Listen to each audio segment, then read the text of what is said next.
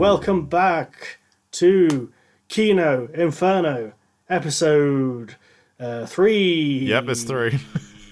Episode 3 of your new favourite podcast. I am one of your hosts, Aidan. And I am your other host, I'm Marc.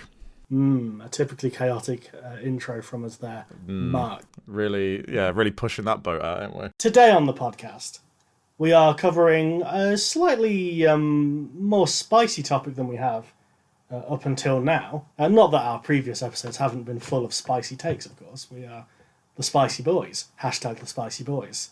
The spiciest of boys, some might actually say. Yeah, spread that hashtag the Spicy Boys. Kino Inferno. Hashtag Spicy Boys. Spicy Boys. Yeah, make sure to include Kino Inferno so that people know that it's this. They're not just like... Hashtag Kino Inferno hashtag Spicy podcast. Boys. All one hashtag word. Aidan, hashtag Marc. If those hashtags aren't included, we're not retweeting you. I mean, I'm not retweeting anyone anyway because I can't stress this enough. I'm not. I am on Twitter, perhaps a little bit too much. Kino Inferno is on Twitter, but the tweets are never from me. That's a little peek from behind the curtain there, listeners. Yeah, it's just me behind that curtain looking shifty. Yeah, it's like the Wizard of Oz, but fucking Grantham edition. Don't. Oh, that sounds terrible. Don't look behind the curtain. Trust me.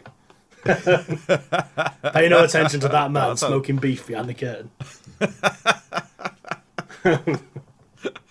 Pay no attention to them kids stepping on that old woman's head. It's just a thing that happens around it.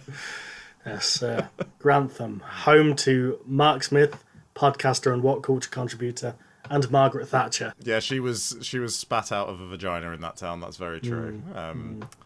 Plans to have a statue of her erected soon, and there's already a whole group of people that are just like there, ready to tear it down. Which I'm weirdly proud of my hometown for. Yeah, so for any American listeners, all you need to know about Grantham is it's created two of history's greatest monsters. Hey, Isaac Newton was educated there, I'll have you know. Yeah. Educated in the school of our bloody knocks. Anyway. University of Life graduate over at Isaac fucking Newton. Yeah, I mean, he's the kind of bloke who comes up with apple fall down, so, you know, not history's greatest thinker. Is this like mango backwards? Is that what this is? Yeah. Throwbacks. We're full of them. Anyway, come on. We've slated Thatcher, we've slated Grantham, and we've slated Sir Isaac Newton. Now we're going to... And Tennant. I've slated Tennant as well. Let's not forget We've slated Tennant in the bonus episodes. And I'm bringing it back, mate. I'm bringing it back. So you know us. We're iconoclastic. We're going to be even more iconoclastic today because we're slamming none other than the House of Mouse itself. That's right. This episode is about Disney's victims. The victims of Disney. Which sounds a lot more sinister than it is, yes. But... yeah, we're talking about movies, to be clear. We're not just talking about, like, people that Walt Disney had murdered. Yeah, like... Which never happened. Wink.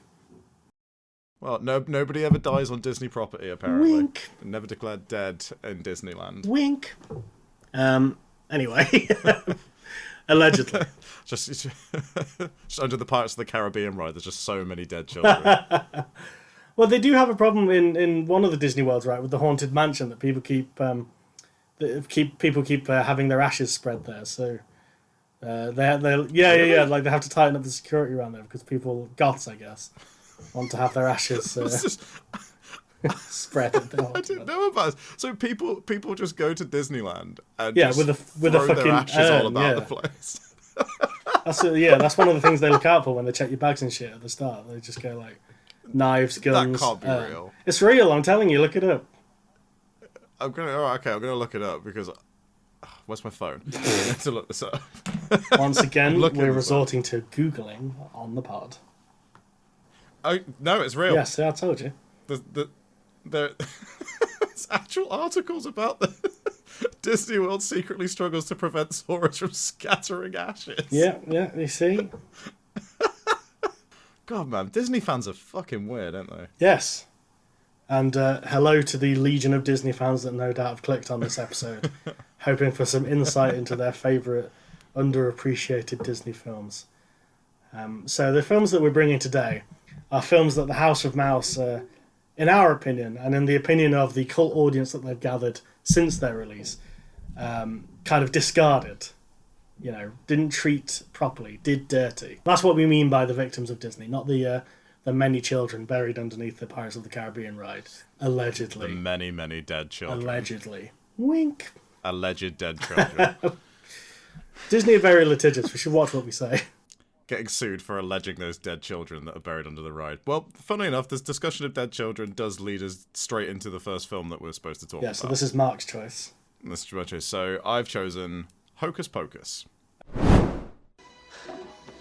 What happened? A virgin lit the candle.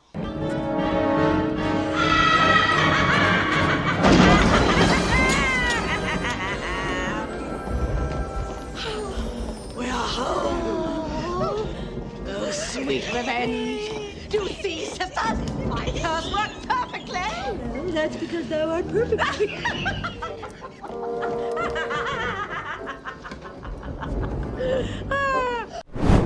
Hocus Pocus tells the story of Max Dennison, an angsty teenager whose family have recently moved him to Salem.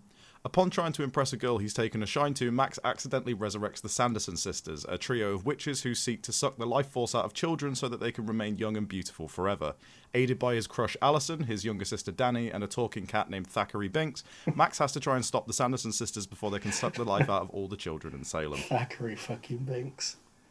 Thackeray Binks. What a name. The Giga Chad himself. So why have you chosen this film, Marc, in particular? Well, sorry, that was from... accusatory already. Yeah, I was about to say, I feel like I'm under a lot of pressure here. Well, we said that we wanted to talk about like films that have been sort of left by the wayside by Disney, and Hocus Pocus was the one that I immediately thought of. So I actually didn't know about this until fairly recently, because Hocus Pocus is a film that I've like watched many, many times over the years. Like, I saw it as a kid, really loved it as a kid, and have sort of gone back to it every so often over the years. And it was only when I watched this sort of video essay, which I tried to find before doing this this recording, but I couldn't seem to track it down again. I'm going to try and find it at some point anyway, because it was really good, where it kind of delved into the production side of Hocus Pocus, and it was a surprisingly troubled and long-winded production cycle. Like, I don't know if you know anything about it. I did a tiny bit of research for this episode. I was mostly focused on my film, but yes, I had a quick look at some of the background. Yeah. So essentially, the original idea for the film came about in 1984, and it was sold. It was a spec script that was. So sold it came to Disney, out in which was, '93, right? So it's almost 10 years of. Yeah, 93. Yeah, so like it went through quite a long production cycle. So the original film was supposed to be like a more darker and serious horror film, which was about a bunch of 12-year-olds having to try and save Halloween, and it revolved around. Like Thackeray Binks was supposed to be the main character in the original version of the script. Is he related to Jar Jar? Do we know this? No, but I feel like a character from your pick could be related to Jar Jar. But possibly, yeah. We'll come down that. We'll go down that road later. Yeah, so it was supposed to be more of a horror movie, a much more sort of serious kind of film, and then the script just didn't go anywhere. Disney didn't really have much desire to produce it after that for some reason, possibly because they didn't really want to make a horror film.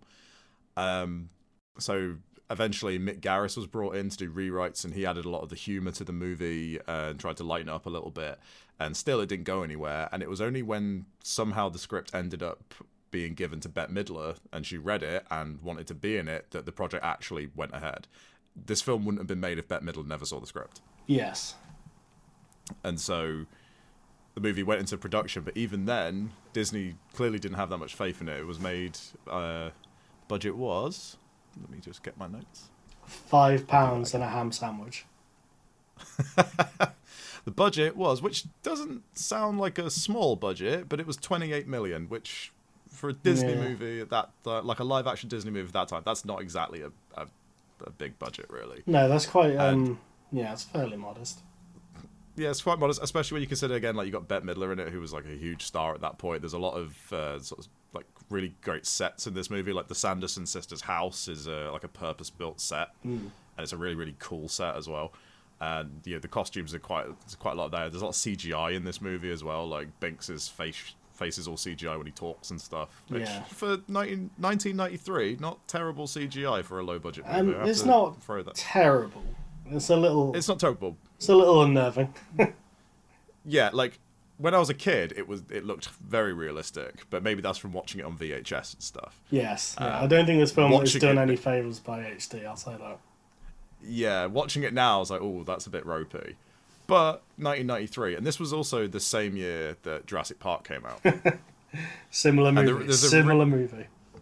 And there's a reason why I bring up Jurassic Park, actually. So, the movie got made eventually. Disney didn't really have that much faith in it, hence the low budget and stuff. And so, when it came time to releasing the movie, Disney were in this, to their mind, a predicament. I don't know how anyone could see this as being a predicament, but they were also releasing The Nightmare Before Christmas that year. Yes, now this I did read about. Yeah, and so Disney didn't want two of their own films competing against each other in the same month, even though you could easily release one at the start. Both are very Halloween themed. Yes, of course, but there's no real reason why they couldn't have, say, released Hocus Pocus in the first week of October and then released Nightmare Before Christmas in the last week. Yeah, well, I think, if they were serious about this, they would have released Nightmare Before Christmas for Christmas. Yeah, given that it's as much as it's about Halloween Town, it's themed around Christmas. Yeah, and of the two movies, Hocus Pocus is the more inherently Halloween-y movie, I guess, because it's set on Halloween, it has all the hallmarks of Halloween. Reading that, as I did skim the Wikipedia article this morning, I have to say it sounds a bit like an excuse to me. I think they just weren't particularly enamoured of this production, for whatever reason. Yeah, and I can sort of understand that. But obviously we'll get further into that as we sort of discuss the film itself. But it just seems a bit strange to me that they wouldn't shelve the film for a year and release it next October. Yeah, they don't exactly pump a huge amount of money into the film. Some of that stuff is contractual, and when you've got people like Bette Midler involved, their agents can be quite pushy. So, I mean, I don't know the ins and outs of this. This is not something that I came across, but yeah, sometimes there is a case of like, stars kind of sign deals with studios to release X amount of films by a certain date, or to release X film in X year. So it might have fallen victim to that.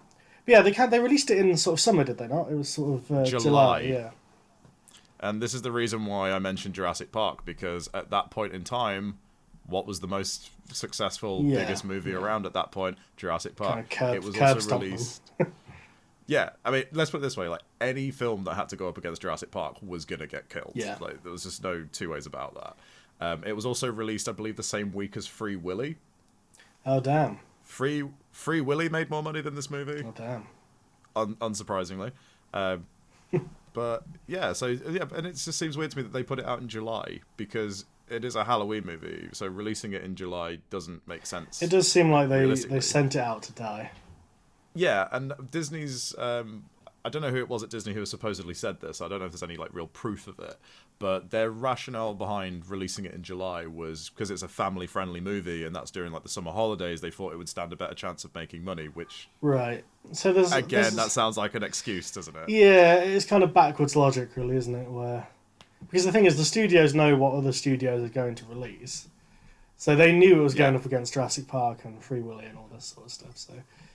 And also, interestingly as well, speaking of Jurassic Park, before the movie got properly greenlit and put into production, Steven Spielberg actually ended up with the script at one point in time. Okay. And was in talks to potentially produce it, because the reason why he didn't is because his company Amblin, which would have just sort of been on the rise around that time, or may have been around for a little bit longer. I'm not entirely sure of their history.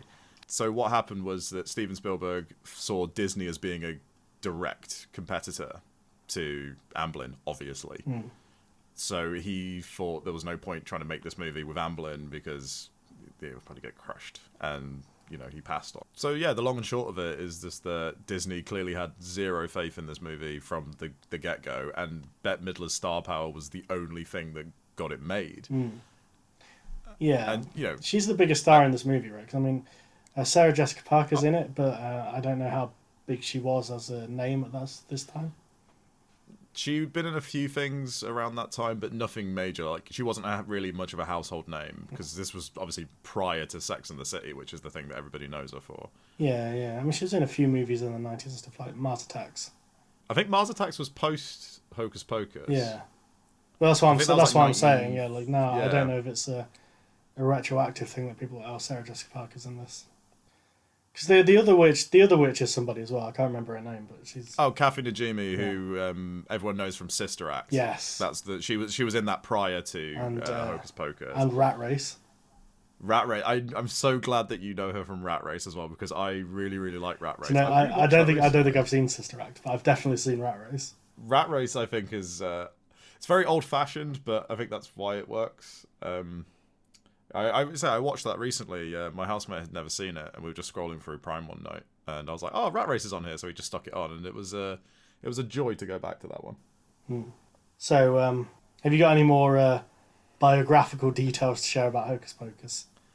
Well, I mean, after the film came out, it bombed, because of course it did. Absolutely bombed, and then it took a good long time before it really kind of became a cult movie. Yeah, it kind of like home video. It has a similar thing, right, to It's a Wonderful Life, but for Halloween rather than Christmas, it would seem. Where from what I was reading, it seems like the Disney Channel just kind of played it every Halloween because it was a Halloween movie they had the rights to. Yeah, and apparently home video like helped it a little bit. But apparently it took around sort of 10 years or so before it really took off, because like there was I'm trying to think which channels it was. I should have had all this written down. But there's a statistic saying something about every year, or at least in not so much recently because physical media is not much of a thing anymore, but every year the film would earn around $1 million just in sales of DVDs and videos. Interesting. Like it still makes money, this movie. It's now played in cinemas quite often around this time of year as well. Yeah, it's definitely a millennial nostalgia film. Yeah. People completely. Of our age. And yeah, and I think that does play into. I mean, it's almost as old as I am, right? It's July 1993, so yeah, so a couple of months younger than me, but yeah. I'm a little bit older than this movie. Well, you know, really the release of this movie at least. But no, it's really kind of taken on a life of its own, and it just seems to get more and more popular as time goes on. Yeah, I mean, the fact that there's a sequel coming out next year. Yeah, I read about this. Is there a chance in hell that that's going to be any good? Do you know what? Probably not, because I think, and this is where we can start actually discussing the movie itself. Yes. Because Hocus Pocus is such a weird melting pot of ideas that because I genuinely do really, really love Hocus Pocus. And again, maybe it is my nostalgia here that's playing into this. But as much as I love it, I can see, like, it's so close to just crumbling under itself at so many points because there's so many weird tonal shifts and weird ideas. I mean, this is something I was going to bring up, an exercise we can do for this and for my film. I want you to imagine, Marc, that you are a Disney executive and you have never seen this film before in your life, and someone puts Hocus Pocus on for you to assess. What's your takeaway? Because honestly, as I was watching this last night, I was trying to put myself in the mindset of a Disney executive being shown this film, and I think, to be honest, I probably would have sent it out in July to get killed by Jurassic Park. Because it's a very strange film. It is. I mean, my biggest takeaway, because I've got a whole list of things written down here of things that stood out to me, because this was the first time I watched it in a couple of years. Really. Yeah, I hadn't seen it for since quite I a long was time. about 6 or 7. I think the last time I saw this was probably about 5 or 6 years ago, Okay. maybe. So this is something that you've watched. We should say this. This is something you've watched over and over again. Oh yeah, absolutely. As a kid, definitely. Throughout my teenage years, I didn't really see it much, and then as an adult, I've watched it kind of sporadically. But I've definitely seen it in like double figures. Whereas I Absolutely. think I definitely watched it a couple of times as a kid, but for me there isn't the nostalgia attached with this film exactly. No. I was saying to you before we started recording, I could barely remember the movie before I watched it yesterday. Yeah, and similarly with your pick, I could barely remember Treasure Planet.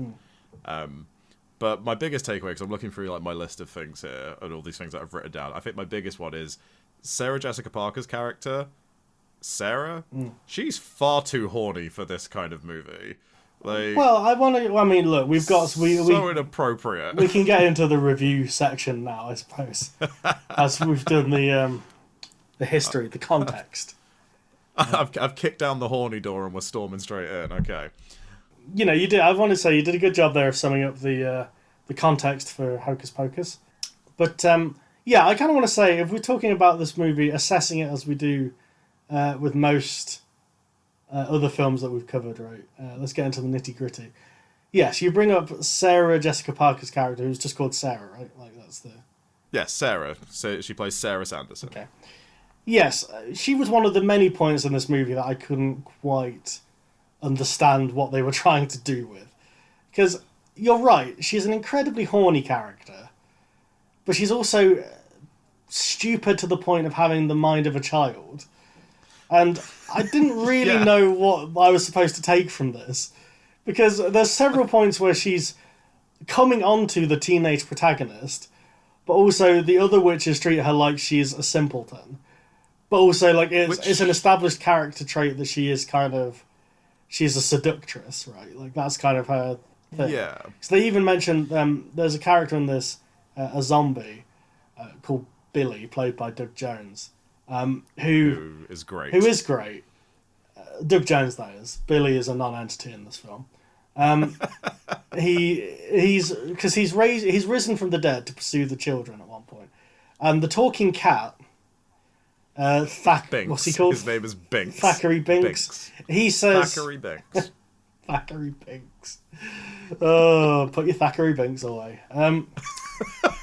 He's sorry, what was I saying? Yeah, he mentions that the reason that Billy was killed in the first place is that he was the lover of Winifred, Bette Midler's character, but was cheating on her with Sarah. So Winifred killed him, and then she raised and sewed his mouth shut. Yeah, as well, sewed his mouth shut for some reason.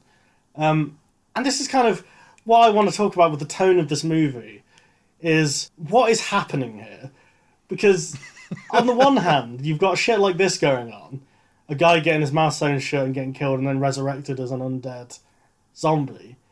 But then when Billy arrives, he's just kind of fine. He's not particularly menacing. He's just slapstick, like his head falls off really His head easily. falls off, and he ends up being like, no, fuck the witches, I want to help the kids. Which... Well, I mean, Winifred did kill him and sewed his mouth up. Sure, so but then... kind of understand that. This is something that I kind of had an issue with. I mean, it feels silly trying to analyse this movie on any, like, serious level, because, to be clear, it is so just kind of ridiculous that it's not even... I think that's fair to say. I think even people who enjoy this movie would agree that it's, camp to a point of... there's not really any gravity to this movie, right? Like it is. Absolutely, yeah. It's basically a cartoon in places. It is. And you know what? I was thinking of this actually when we were watching it. It kind of has vibes for me in the performance of the witches of Ron Howard's The Grinch, which is a movie that I I see that. utterly despise, and I think I have the same. I have the same problem with it, where it's so in your face all the way through that it just kind of becomes like white noise to me. And I get that. I kind of have this issue with Hocus Pocus where I think the reasons that I hate it are probably the reasons that people... spoiler alert, I didn't care for this. We got that vibe already, I feel. I think the reasons I didn't like it are probably the reasons that people who like it. So it's one of those... Probably the reasons why I like it. Yeah, so I could go like, I don't like the tone. It was kind of... it was all over the place, and the plot was kind of drivel, and the performances were, to me, kind of cringe-inducing. But then, like, I think I have this issue with camp, let's say, where I kind of prefer my camp to be a bit more deadpan. So when I think of like a camp classics that I enjoy, something like Flash Gordon, for example, springs to mind. Mm-hmm. Now there are hammy performances in that. Don't get me wrong. Brian Blessed is in that movie. Oh man, he swallows the fucking scenery he does. in that movie. But I think the overall humour in that movie is quite dry, and like it's not. So like you have like, for example, it's balanced out by like Timothy Dalton's character, who has utterly absurd dialogue, but Dalton is delivering it completely straight, as is Max von Sydow, as are most of the characters. Like it kind of has that element of everyone's in on the joke, but not everyone is mugging it up to the camera. You know what I mean? Yeah, I know what you mean, and I think this. I think that like the weird tonal things with Hocus Pocus is the fact that it started its life out as a horror movie, and I think it still very much has the structure of a horror film. It's like weirdly dark in some elements. Especially the opening. The opening scene is particularly macabre, I think. Yeah. Where you have... Because this is the bit I wanted to say, because this is something that has only recently stuck out to me. I think I probably noticed it as a kid, but like as an adult, I'm like, that's... For a Disney movie, it's really fucking twisted. Is at the beginning of the movie, so we're sort of backpedaling here, but at the beginning of the movie, Thackeray Binks witnesses his sister, Emily. Thackeray Binks. You're obsessed with Thackeray Binks as a name, aren't you? I don't know if it's the best name ever or the worst name ever, but it's certainly a strong choice. Well, myself included, many people believe his name to be Zachary Binks. Right, okay. But it's not. It's Thackeray Binks. Thackeray Binks. Is that like a Mandela effect situation? Yeah, I think it's just because like it's the really shitty British accents that they do. I think that's that. Yeah, I want to talk about these British accents because they're so bad. Good lord! Bad. I don't know why they don't just have them be American. Because I want to say there was a movie recently. Did you watch those Fear Street movies on Netflix? I haven't seen them yet, but I've been told that they're very much my cup of tea. Yeah, you'd enjoy them. But the third movie definitely has this thing where, because without meaning to give anything away, the third movie is set in the 1600s? Question mark. Yeah, I've seen like a trailer on Netflix. Yeah. And there are some accents in that are like, Jesus fucking Christ, why did you bother? Like they're like proper like, hello, oh, there's a bloody witch in the woods, that sort of thing. Honestly, I mean the accents in Hocus Pocus are like one step below Monty Python. It's fucking right. It's only one step above Keanu Reeves in Bram Stoker's Dracula. Bloody wolves. But yeah. So Thackeray, your new favourite character ever. Thackeray. I also as a cat, he's voiced by a different guy. Did you know this? Yes, I did. What's going on there? For no reason. Why not? Why is this happening? Because also his accent phases in and out as a cat. This is something that I found quite weird. Yeah. There's scenes where he's like, oh my god, and then there's scenes where he's like, oh, tip top, blah, blah, blah. And it's like...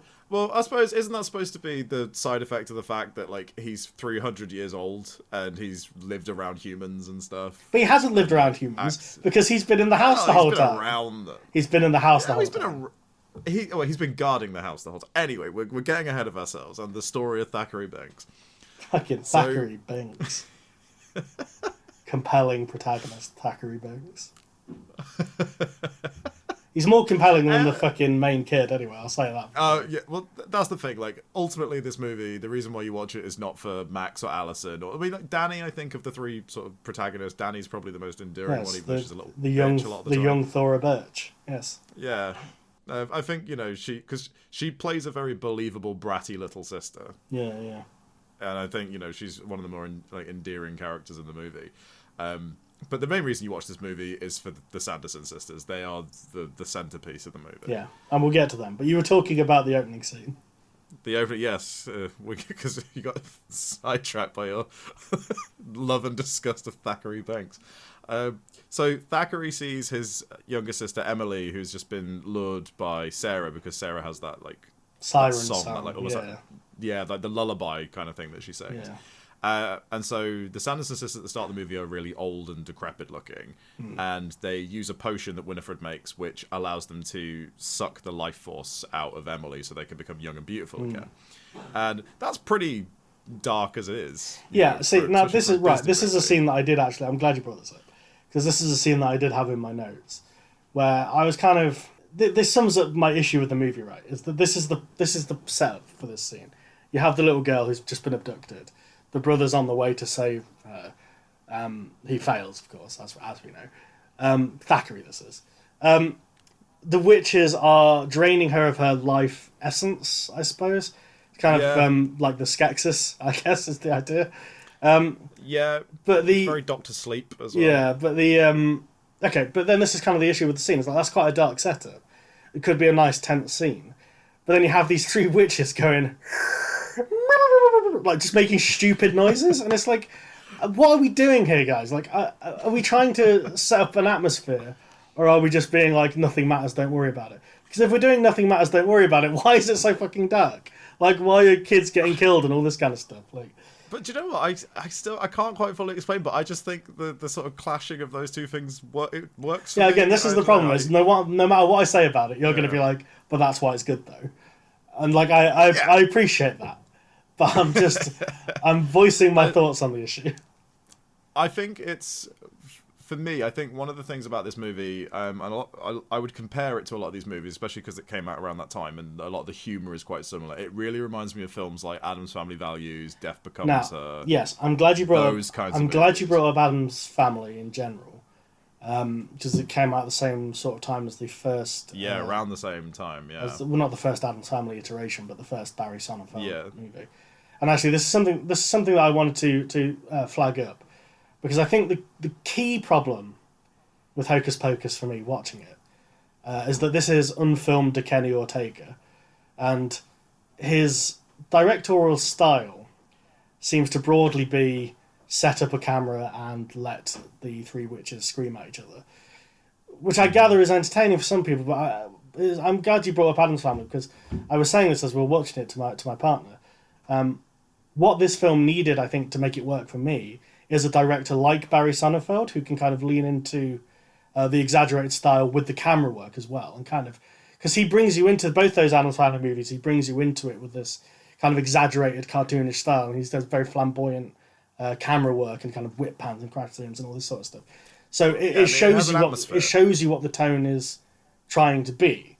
Whereas I think the problem with this movie is because the direction is so flat, is I can never quite invest in it as a comedy or as a horror or as a mishmash of the two. Because there's no scenes that are... I get that. Yeah, because there's no scenes that are really building tension in any reasonable way. No. But also, a lot of the humour isn't backed up by the direction, in my opinion. It seems like they're kind of relying on the three witches, all of whom are talented actors in their own right, but like they're relying on them to sell it through Ham. And I think sometimes they almost pull that off, and sometimes they kind of don't. And I definitely want to flag up Sarah Jessica Parker's character as a big issue for me. Because there's so many scenes where she's just fucking around in the background and like... That's like... I don't think anyone directed her to do that. I think she's just doing it. No, I agree. I think she just did her own thing. And I kind of love that about her character. She's so chaotic. And some scenes is quite funny. Like, there is a scene that I will hold my hands up and say I laughed at. Was when they are trying to get onto the bus. And there's this guy on the bus driver. He's like super into the idea of having three witches on the bus for some reason. He's like, he's a sexual predator. We don't need to get into this. But oh, absolutely. He's deranged. He's hornier than Sarah. Yeah, and like that scene was quite funny where they're kind of negotiating with him, and he's saying about like I want to take you three beautiful creatures to your, your heart's deepest desire or whatever. So that scene kind of works, I think. But then there's a lot of scenes in this movie that I'm just like, I don't know what the gag is supposed to be here. And I'm going to flag one up for you. The scene where they go to, the witches go to the house of the bloke who's dressed up as the devil. And they get in there and Sarah starts dancing with him because they think he's actually Satan as the bit. Yeah, they think it's their master. But nothing ever comes of this. They just kind of go. No, it's just a little aside, isn't it? It's just an aside. And it's like, I don't really know what the gag of this scene is supposed to be outside of they think he's Satan and his wife's there and she's got like curlers in and they think she's Medusa. And they think she's a Gorgon. Yeah, and it's kind of like... And this is kind of the problem, is this movie does this shit all the way through where it's like, because they've come from the past... Because we should say, did we say this in the synopsis? They've been resurrected by the lighting of the black flame candles. So. They have, and this because... So we've gone tangentially again because there was something else. I mean, look, I don't think there's anyone listening to this who hasn't fucking seen Hocus Pocus. I'm just going to say absolutely. I mean, I feel like this is everyone who's listened to this has seen Hocus Pocus because I feel like almost everybody has seen Hocus Pocus at some point. Yes. But yeah, I do what you mean. Like that scene where they go to the guy in the devil costume's house. Like I just think it's fun. It doesn't really add anything. I will give you that, but I think it's kind of a fun scene. But that is a solid 30% of this movie is like scenes of the witches being like, what is this new contraption? Or being easily fooled by jiggery pokery and then going, we've been tricked. Like that happens 2 or 3 times throughout the movie. Yeah, it does. That is also one of my favourite gags in the movie comes as a result of that, but Yes. which is where the witches are lured into the kiln in the school. Yeah, Yeah. We'll talk Which, about again, that feels kiln. very that feels very horror movie-esque, where they like lure the villains into a trap to kill them. Yeah, and Obviously then doesn't burn really them kill them. alive like true fucking psychopaths. They are witches. How else do you kill them? Well, evidently not by burning them alive, because for no Yeah, apparent clearly, reason yeah. they survive that. I think that's vaguely explained. It's by, not like, explained. the curse It's just or simply not something. explained. It might be. Because at the It start might of be. Anyway. at the start of the movie, right? Listen, at the start of the movie, they say that if the black flame candle is lit, they will be resurrected for one night. They do not say that they will be functionally immortal, and in fact, the start of the movie indicates that they are mortal because they are hung from the neck yes, until 'cause they're they dead. die. Yes. Yeah.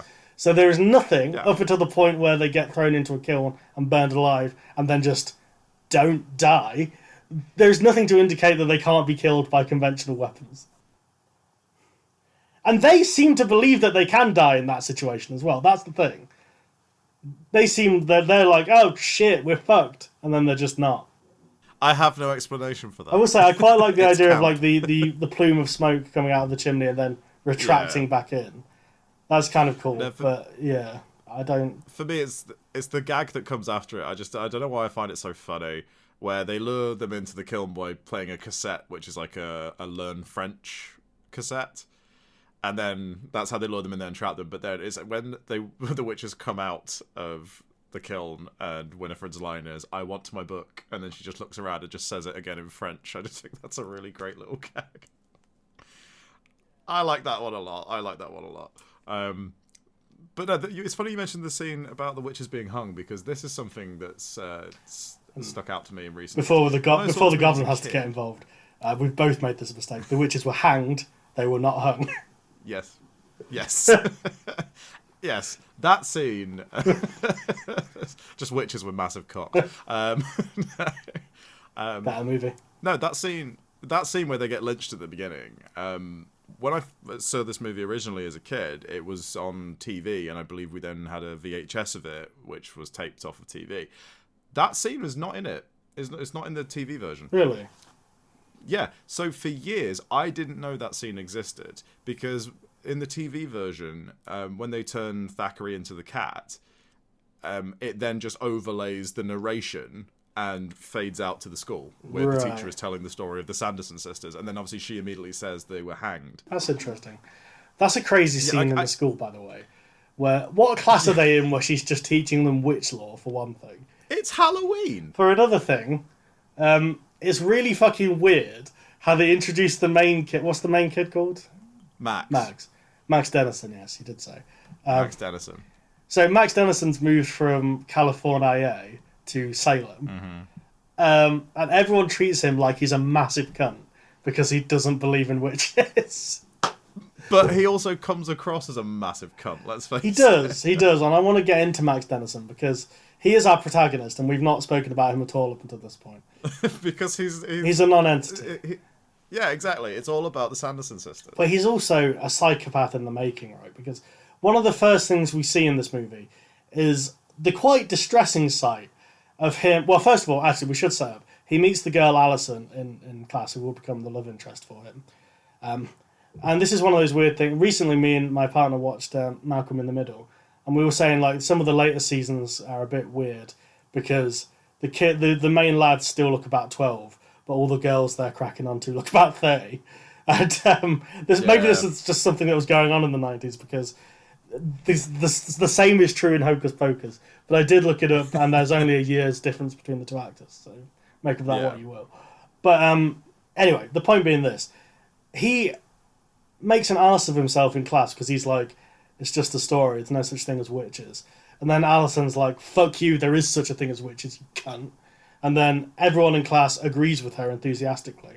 And then he stands up in class and it's just like, here's my phone number. That's a serial killer move for a start. Yeah, but she's into it. She's not at first because she gives him back his phone number and he's crushed by the rejection. I mean, admittedly. But then when she sees him later at the party, she's like, "Well, oh, hang on, no, we need to get into this party in a minute. Let's bookmark that, right? Because there's some shady stuff going on there. But Oh, it's absolutely an orgy. Right? Because we should say, when Alison re-enters the story, as they go, because they kind of go for a dare to the witch house, Alison is like serving punch at her parents' Halloween party, where everyone is inexplicably dressed as both Amadeus and Eyes Wide Shut. And there is a room behind the kids where everyone is there dressed in these like fancy like 16th century clothes and these like ornate masks. And it is some fucking Eyes Wide Shut shit is about to occur before Alison decides to leave, right? Crazy. Like, even though later in the movie, the Sanderson sisters put that spell that makes everybody stay out partying and kind of getting on each other, they didn't need to do it to that house. They didn't. Like, that house was already way That house was already in the post-coital fucking cuddles and cigars by that point. They were done for them. They were wiping down the white clean surfaces.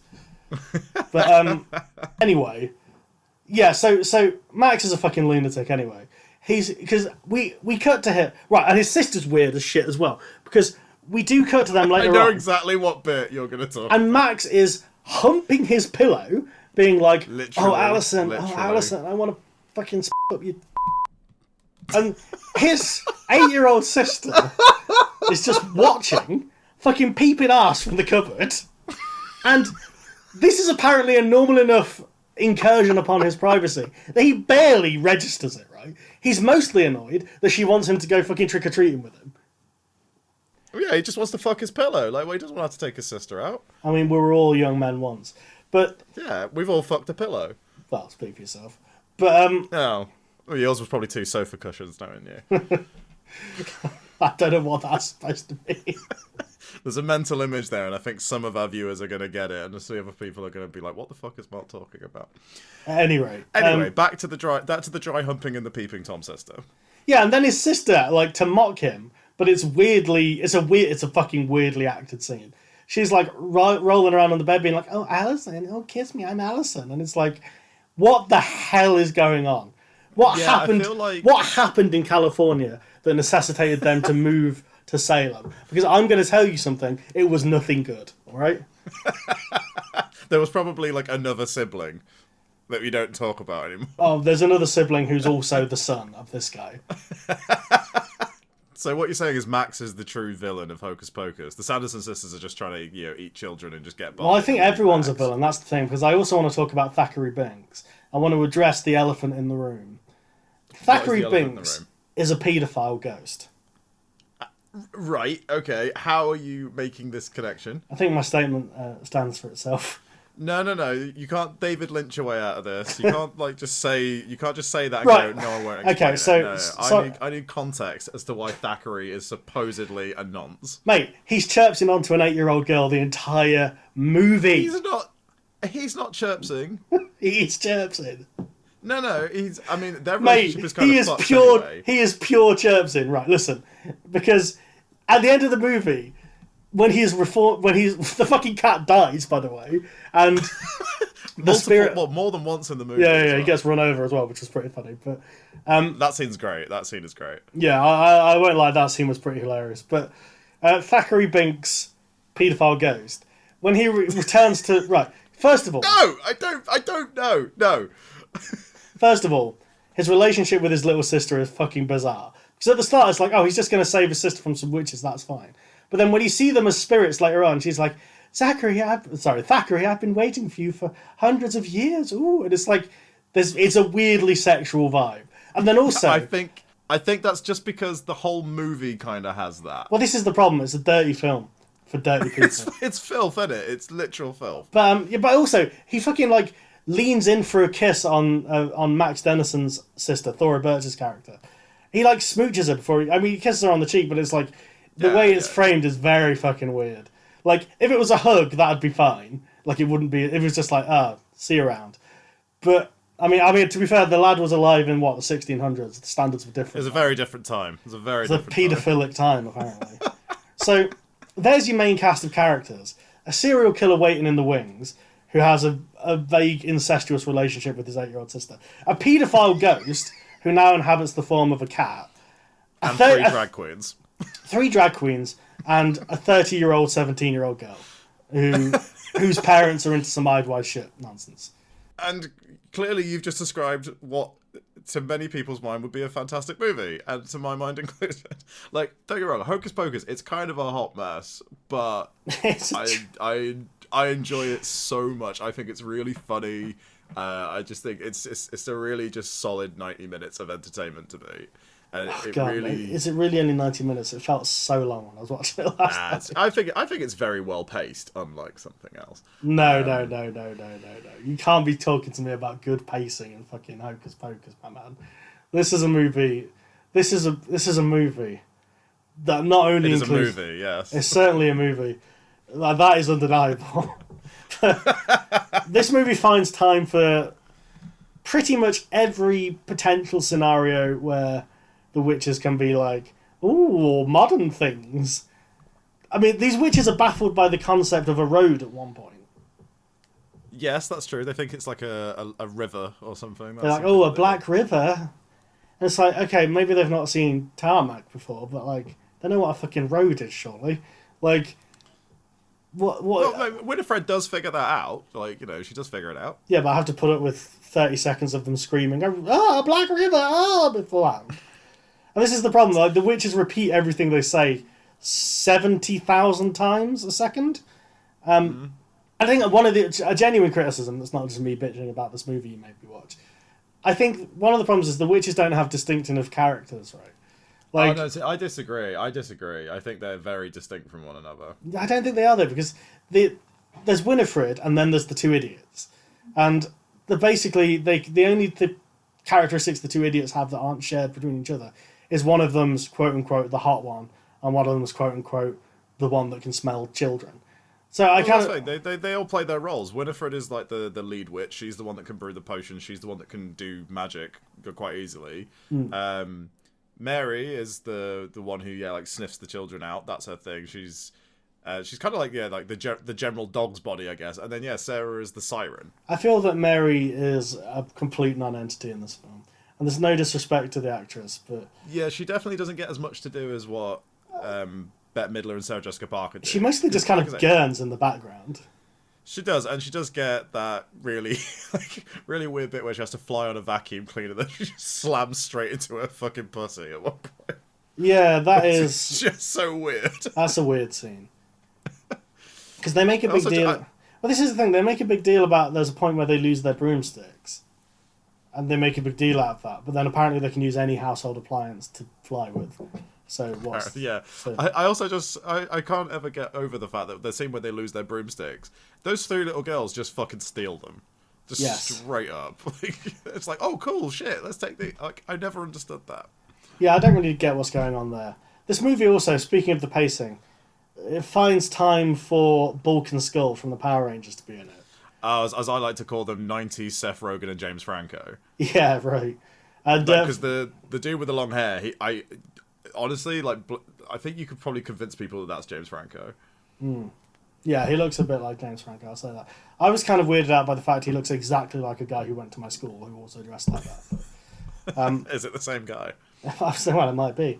But, maybe he's got some kind of Benjamin Button scenario where he's aging backwards. But, and that happened to just star in Hocus Pocus at one point in his life. So for the benefit of people who might not have seen this, which, I mean, I don't know what they've made of this episode so far, but there's two characters who I'm referring to as Bulk and Skull in reference to Power Rangers, because they are the archetypical 90s bullies. And like through and through. They are basically in the film for no discernible reason. They don't really affect the plot in any particular way. They steal Max's Nikes in their first scene after he refuses to give them weed, ? Yeah, no, it's weed that they're talking about. Because he's like, oh, give us some bud. And he's like, I ain't got it. He's like, give me your fucking shoes, that cunt. Like, clearly they just see Max wearing tie-dye, which is something that he just does. Because apparently that's people in the 90s still wore tie-dye. Well, from California, I guess. Yeah, that's true. Good point. And then they steal his Nikes for some reason. Because I guess the way they work is they must steal. You must pay the toll. And then they're also seen stealing candy later on. And then when Sarah does her big "come to us, children," which I don't know why they couldn't do to begin with, but that's another story for another day. That's one of those things where it's like you've had this power all along, and you've simply not used it. Like, is there any? They need to make the potion first. They need to get the book back first. Yes, but Mark, this is an issue, right? Because the fundamental conflict is that the main children have stolen their magic book. So if you have someone whose ability is to lure children in with a siren song, I don't know why we've spent the majority of this movie fucking around getting buses, going to parties and singing songs at parties. Which, there's a musical, speaking of pacing, there's a musical number in the middle of this movie. The musical number is something I've always kind of had mixed feelings on. I think it's just purely because it must just be in Bette Midler's contract that if she's in something, she has to sing. Yeah, because that scene is just, it makes absolutely no sense. There's no... Well, the idea is she's quite literally putting a spell on all the parents, so then when they do... Because, that's the other thing about doing the siren song. This is what's so baffling about it, is why is it Bette Midler singing the song, apart from the fact it's Bette Midler, when Sarah is the one who's established as having the siren song? Fair enough, if you're going to have the scene... But one of the other reasons why they perform, like Bette Midler does the song to entrance all the parents, is because obviously if Sarah did the siren song, luring all these children out of their home, the parents are going to stop them. Okay, no. But this is it.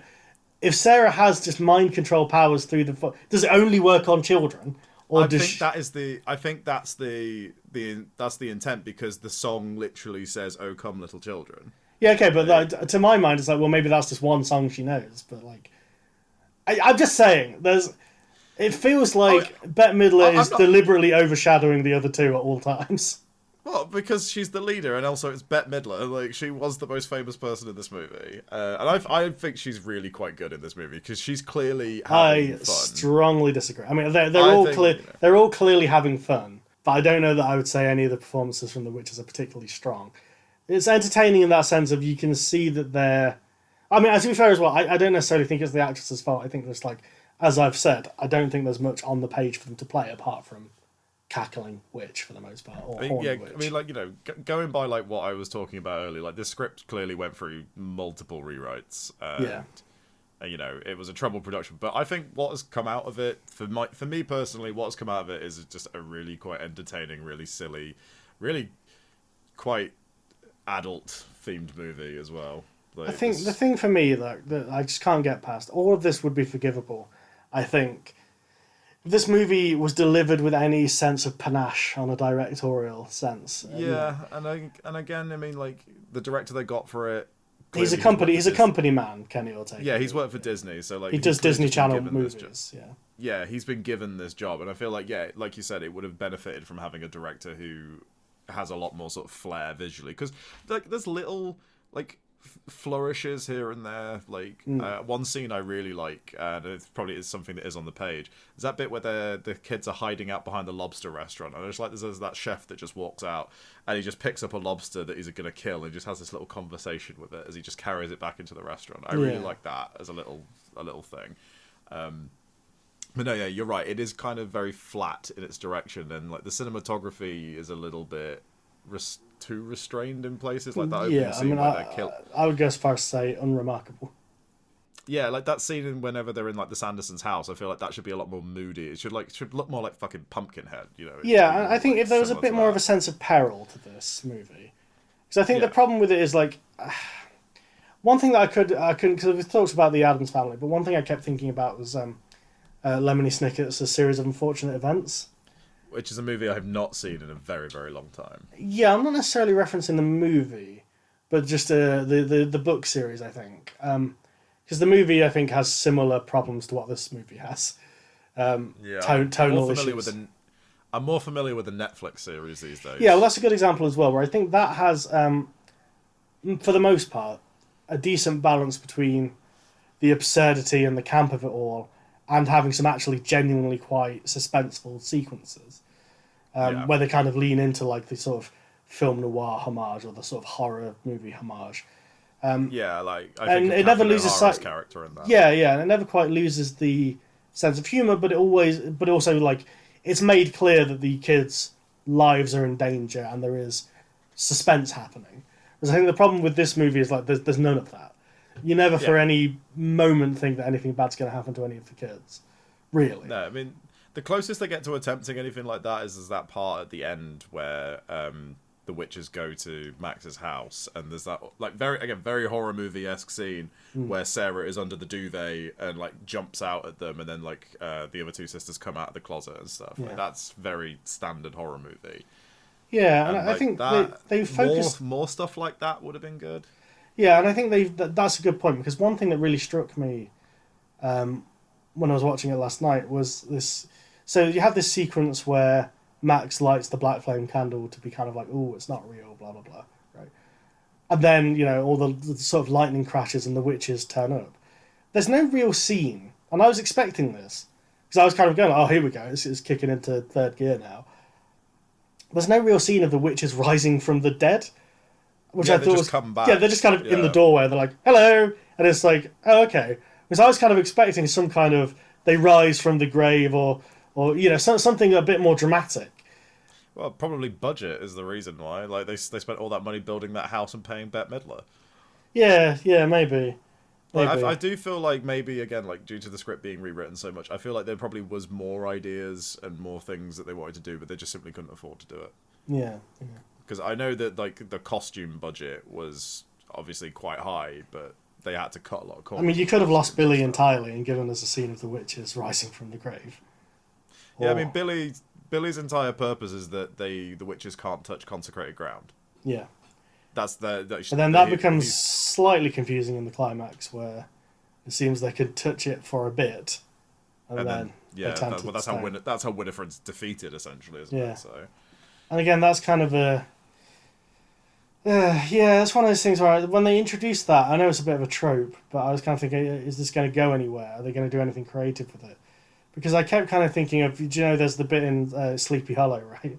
Where I've never seen that movie. No, you've never seen Sleepy Hollow. Well, spoiler alert. I've never seen Sleepy Hollow. They make a big deal out... You'd enjoy Sleepy Hollow, I think. But I've been told I would. Yeah, I've been told I would. They make a big deal out of the fact that the Headless Horseman can't go on to like sanctified ground, right? Similar to this. Yeah. So there's a scene where the horseman's at large in Sleepy Hollow, and everyone runs to the church, and you know, it all starts kicking off within the church, kind of thing. And there's like the scene where you're following, spoiler alert, Michael Gambon's character, and he kind of like heads like as he's kind of bickering with people, and they kind of force him up to the sort of podium of the church, and you see outside that the horseman's just kind of waiting, and he takes a spike from the white picket fence, ties a rope around it, and just lobs it through the window, and drags him out of the church and beheads him there.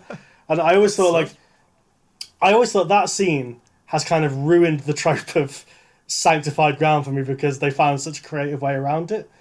And in most movies, it's kind of like this, where it's like, it's just a rule that they have for no particular reason, you know? Yeah. Well, I feel like this film, you can very much kind of see it's very... And in a lot of ways, I think it's actually very similar to Beetlejuice, even though Beetlejuice is a much better film. Like... Yeah, well, I mean, it is, but, like, there's a lot of, like, sort of shades in that. It's the same as well in the fact that, like, I don't know if you've ever read the original script for Beetlejuice, but Beetlejuice was a horror movie. Yeah.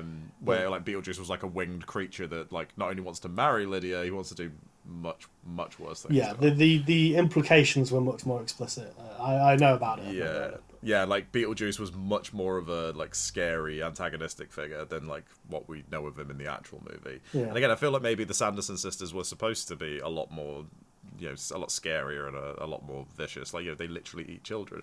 I mean, one of my favourite shots in the movie, even though it's tonally so all over the place, is where the witches first get turned back into their younger selves, and they're dancing around celebrating, and just in the left side, like, left part of the frame, there's just Emily's dead body just in the chair whilst they're dancing around. It's such a weird, like, clash of things. Yeah, and it's that kind of thing where, you know, I wish they'd emphasised it more or de-emphasised it, I guess, where it's kind of go one way or the other. It's kind of neither fish nor fowl, this movie. That's my main problem with it. And again, like, I know that's a huge problem, and that is likely a huge problem for people who, like yourself, are sort of, even though you did see it when you were a kid, you've sort of come into it more later, having not much like recollection of it.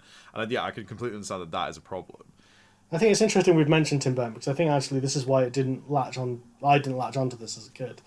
As I think by the time I would have been interested in revisiting this, I'd already latched on to Beetlejuice, Nightmare Before Christmas, you know, all these films. I can sort of... It's interesting that Nightmare Before Christmas is the movie that kind of choked this one out in the womb, I guess.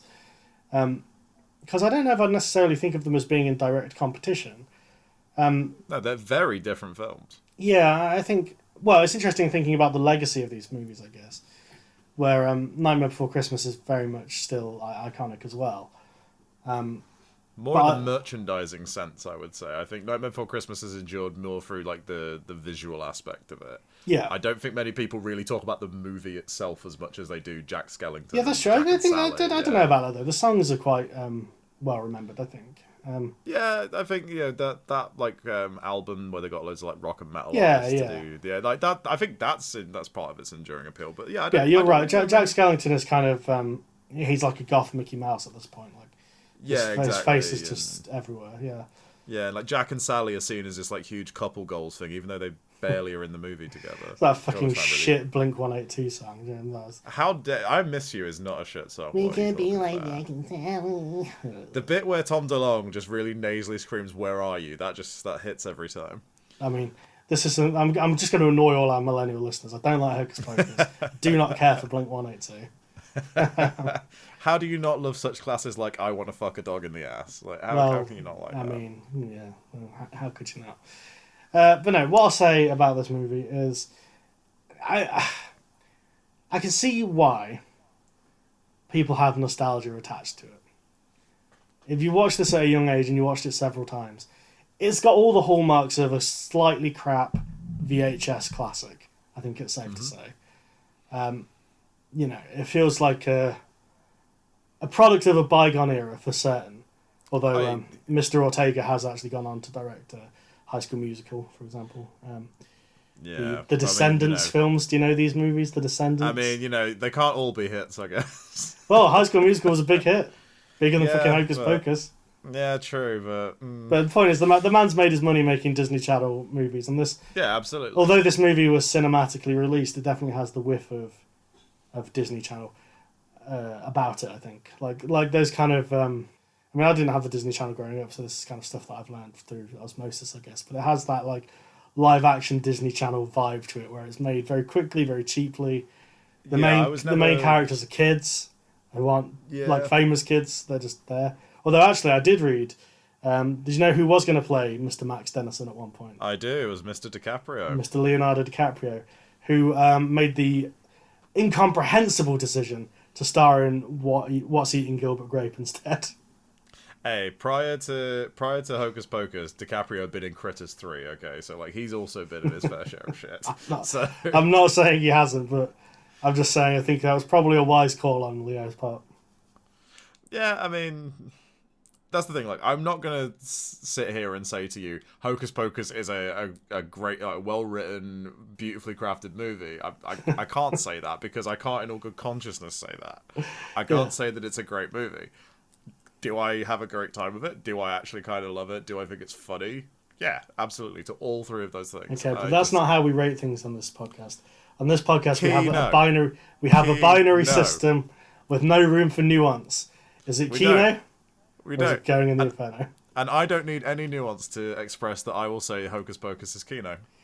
There you go. Well, I think this is a first for the podcast, but I am going to have to put this movie in the Inferno simply because it's a binary system. I can't, in all good conscience, I can't put this on the same level as This Is Spinal Tap or With Mel and I. I can't put it on the same level as whatever fucking shit we did in the Jallo movie. Knife Plus Heart. Knife Plus Heart at the Barbarian Sound Studio. How could you forget about Knife Plus Heart? It's literally got a dildo knife in it. It's an unforgettable film. I agree. An unforgettable grot fest. Which you could also say about Hocus Pocus. You could, but I'm going to have to consign it to the flames of Lucifer. That's fine. I will grab hold of it and I will go into the fire with it. There you go. I'll do that for Hocus Pocus. It's just it's a thoroughly entertaining 90 minutes to me, and I have a really good time whenever I watch it. Well, that's fair enough. And listeners, look, I want to say this before we get angry comments, right? It's okay to like a movie. It's okay to like a movie that some cunt on a podcast doesn't like. That's fine. I'm not gonna, everyone has their trash. I might have to come for you if you start trying to tell me that Hocus Pocus is like a masterpiece and I don't understand it or whatever. No, because there's none of that there. There's none of that there. There's no subtext in this movie or anything. It is just It is what it there's is. barely text, so subtext is asking a bit too much. It's a bunch of campy nonsense that's set at Halloween time, and I think that's just what kind of carries the movie. Before we move on, I did have one note that we've somehow managed to not address this entire time. They make a big deal about Max being a virgin in this movie. They do, because my note here reads, take a shot every time they say the word virgin. And you'll be well and truly drunk by the end of it. What I found kind of weird and funny about it, right, is his 8-year-old sister is like, doesn't waste a moment to go, you're a fucking virgin nerd to him at every turn. Well, they're from Cali, like, you know, he'd be uncool out there if he wasn't, like, you know, getting all that puss. Well, apparently in 1993, 15-year-old boys were expected to get all the puss, because everyone's ragging him about this. That's true, yeah, and like even Thackeray Binks gets a shot in at the end. As he's walking away with his little sister wife, he goes, a virgin lit the candle, fucking verge. Operation U-Tree is coming for Binks, that's all I'm saying. Get that Ouija board out, boys. Nah, it's got to get first, anyway. Well, that's got to stay in. Oh. You know we're recording this, don't you? This is... well, he's dead, so it's not libel. We're in the clear. You can't libel the dead. So, Treasure Planet, Aidan.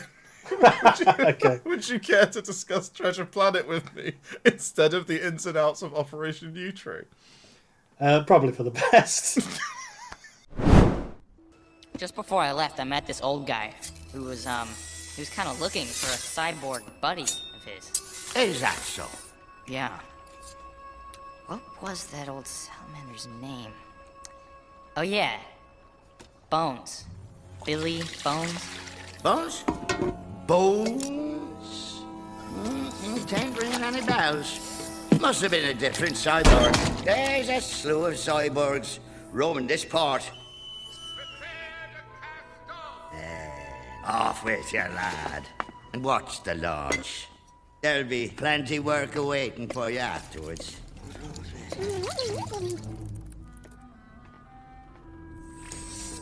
We best be keeping a sharp eye on this one, eh, Marc? We wouldn't want him straying into things he shouldn't. Arr, Marc lad, you be wanting to know the synopsis for Treasure Planet? Fucking hell. I was not expecting that. I'm not doing that for the whole synopsis. But, That's good, and he spilt my fucking coffee on my balls. I'll tell you. It's a 2002 sci-fi reimagining of Robert Louis Stevenson's 1883 classic adventure novel, Treasure Island, telling the tale of young Jim Hawkins, who was given a map by the dying Billy Bones, to the legendary Treasure Planet, where it is said the loot of 1,000 worlds resides, hoarded by a ruthless pirate known as Captain Flint. He and his ally, Dr. Delbert Doppler, charter the RLS Legacy, which, unbeknown to them, is crewed by a bunch of scurvy dogs led by Long John Silver, who is posing as the ship's cook. Oh, fuck it, it's Treasure Island in space. A very fine summation of this movie. It is literally Treasure Island in space. That was the title of the movie at one point in time. When it was originally pitched, it was going to be called Treasure Island in space. I actually think that's a better title. No. Interestingly, there's an Italian miniseries of the same name. So maybe that inspired them to change it. A bonus episode, we have to watch that. Yes, well... Anyway. But yes. So speaking of the conception of this movie was directed by, and here I'm checking that I've got Ron and John in the right order, Ron Clements and John Musker, Musker and Clements, who are kind of like Kenny Ortega. They're company men for Disney, really. But these two were a kind of a force to be reckoned with during Disney's 90s and late 80s renaissance. And in fact, Treasure Planet is kind of towards the tail end of the Disney Renaissance, when they started getting into slightly more dubious films like this, and Atlantis the Lost Empire kind of came out at a similar time. That one's not Musker and Clements, but that one I think is symptomatic of some of the stuff we're going to talk about in this one too. Very similar movies in a way, actually. But yeah, so Musker and Clements are kind of a powerhouse of Disney animation. They list among their hits... The Great Mouse Detective, Fantastic film. which I almost considered for this because that wasn't a big hit either. But I think it's kind of too well regarded to really fit into this. Yeah. I think that's kind of across the board considered a great film. Yes, but possibly more importantly, they also did The Little Mermaid, Hercules, which I know is a favourite of yours. That's my favourite Disney movie, yes. Yes, and Aladdin as well. So these guys are big hitters in the ballpark of Disney movies. Basically, the only iconic Disney movie of the 90s that they didn't have a hand in was The Lion King.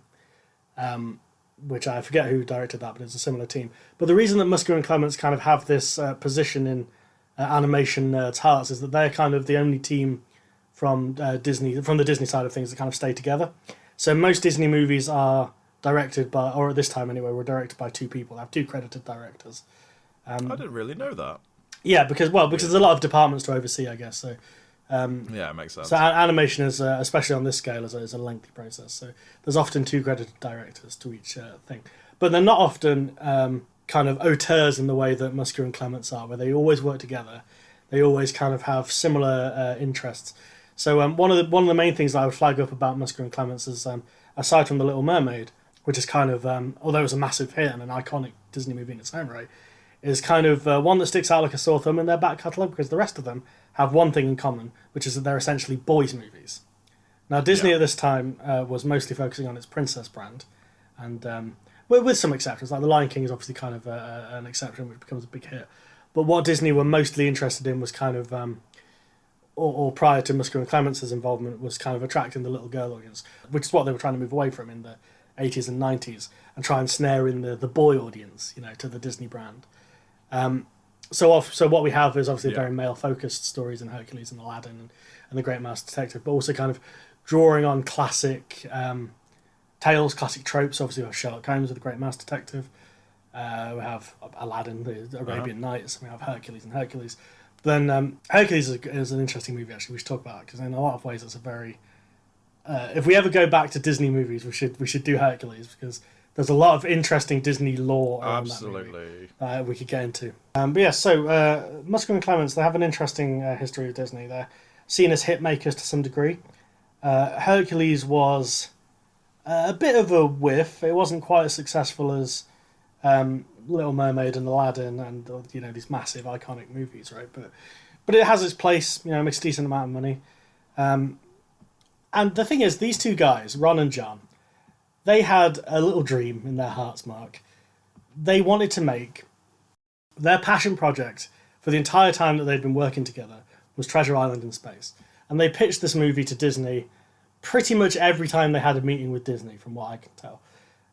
So it was first pitched in 1985 at a Gong Show meeting. So this was at a time when Disney was kind of going down the toilet, when Michael Eisner was the head of Disney. And they were wildly grasping at any project they possibly could. With the emphasis being on cheap to make, that they could churn out relatively quickly, with brand recognition. So Musker and Clements went for... the two things they pitched at that time were The Great Mouse Detective and Treasure Island in space. And they thought their big winner was going to be Treasure Island in space. And yet, Mouse Sherlock Holmes won. Yes, and that was a movie that was made on the cheap. It wasn't a massive smash hit, but it made its money back considerably. Because it was made on the cheap, they cut every corner they possibly could. So this puts them into Disney's good books, because they're seen as a safe pair of hands at this point. And yes, so they went on to make the Little Mermaid and Aladdin, and every time they were basically called in to make a movie, they would pitch this Treasure Island in space concept. Eisner rejected this because at the time he knew Paramount Pictures were making a Star Trek sequel, which had a Treasure Island sort of theme to it, I guess. Made. But that movie, that movie never got made. I'm not overly familiar with Star Trek, but I'm sure I would know that was a thing. Yeah. They pitched it again in 1989, following the release of The Little Mermaid. But again, Disney just didn't want to know about it at this point. Following the release of Aladdin, their third hit in a row, they tried again, this time with Jeffrey Katzenberg, who just was not interested in this concept. So they were kind of getting their panties in a bunch at this point, because they felt like they'd delivered hit after hit for the studio, or at the very least they'd fulfilled briefs to relative success, for the most part. So they approached Roy Disney, who at this time was the chairman of feature animation. Obviously, the son or the grandson of Walt Disney himself. I can't quite remember, but who gives a fuck about him? We're here to talk about Musker and Clements and their masterpiece? Question mark. I don't know about that. That's why there's a question mark. But yeah, so anyway, so Roy Disney he actually backed the idea, and he's the one who brought it back to Eisner. And eventually they managed to hash out a deal where when Hercules was completed, they could roll on to production of Treasure Planet. So which was then it was then changed to Treasure Planet at this point, rather than Treasure Island in space. So that's kind of the potted history of where the idea comes from. I have read more speculative rumours that basically they threw Musker and Clements a bone here, is the general consensus. But Disney, Eisner, Katzenberg were not particularly interested in this movie, even though in a lot of ways they spent a lot of money on it. They were not particularly keen on this movie, and they kind of dumped it out on a November release date. It was a lot of money. This movie's budget is $140 million. Yes, and a lot of that is down to them basically playing with what was at the time new technology. I believe they'd used it once before for Tarzan. Basically, they developed a technology that allowed them to create digital backgrounds, which was used a lot in Tarzan for... so basically, it allowed them to composite 2D animation onto 3D backgrounds. Yeah, you get a lot of that in Tarzan, and the 3D when he's like sliding down the vines and stuff. Yeah, where he's swinging through the vines and all going down the jungle and all this kind of stuff. And this was new technology at the time. It kind of works. It kind of works a bit like, from what I can gather, it kind of works like one of those. Do you know those fairground attractions where it's like a virtual ride into space or whatever, and they have this kind of virtual background and the camera swoops around through that? It basically works like that, and that's used a lot in this movie for pretty much every scene, which is why this movie became so expensive in the end. In the end, because there are some scenes where it's just traditional hand drawn background, but for the most part, you have CGI space, you have CGI spaceport. The ship itself is broadly CGI, interior and exterior. Treasure Planet itself has a lot of CGI in the background. And this was, it came out in 2002, so it was being made from the late 90s because it took 4 years to complete. As animated movies often do, but like this one, it took a long time to complete for a film that Disney were not particularly interested in putting out. They kind of did it as like, oh, these guys have done several solids in a row, and it almost seems like they were kicking the can down the road for about a decade, kind of going like, look, you can do Treasure Island in space once you've done Little Mermaid, okay, and then you can do it once you've done Aladdin, you can do it once you've done Hercules. But anyway, the point is this: they dumped out on a November release date, and it wasn't quite the flop that, say, Hocus Pocus was. I think I read that it started at number 4, behind such luminaries as Die Another Day. I can't remember what I said was the big hit at that time. What was number 1? I've got it up on here. So essentially, it says here that it grossed over 12 million on its debut weekend, which is nothing to scoff at.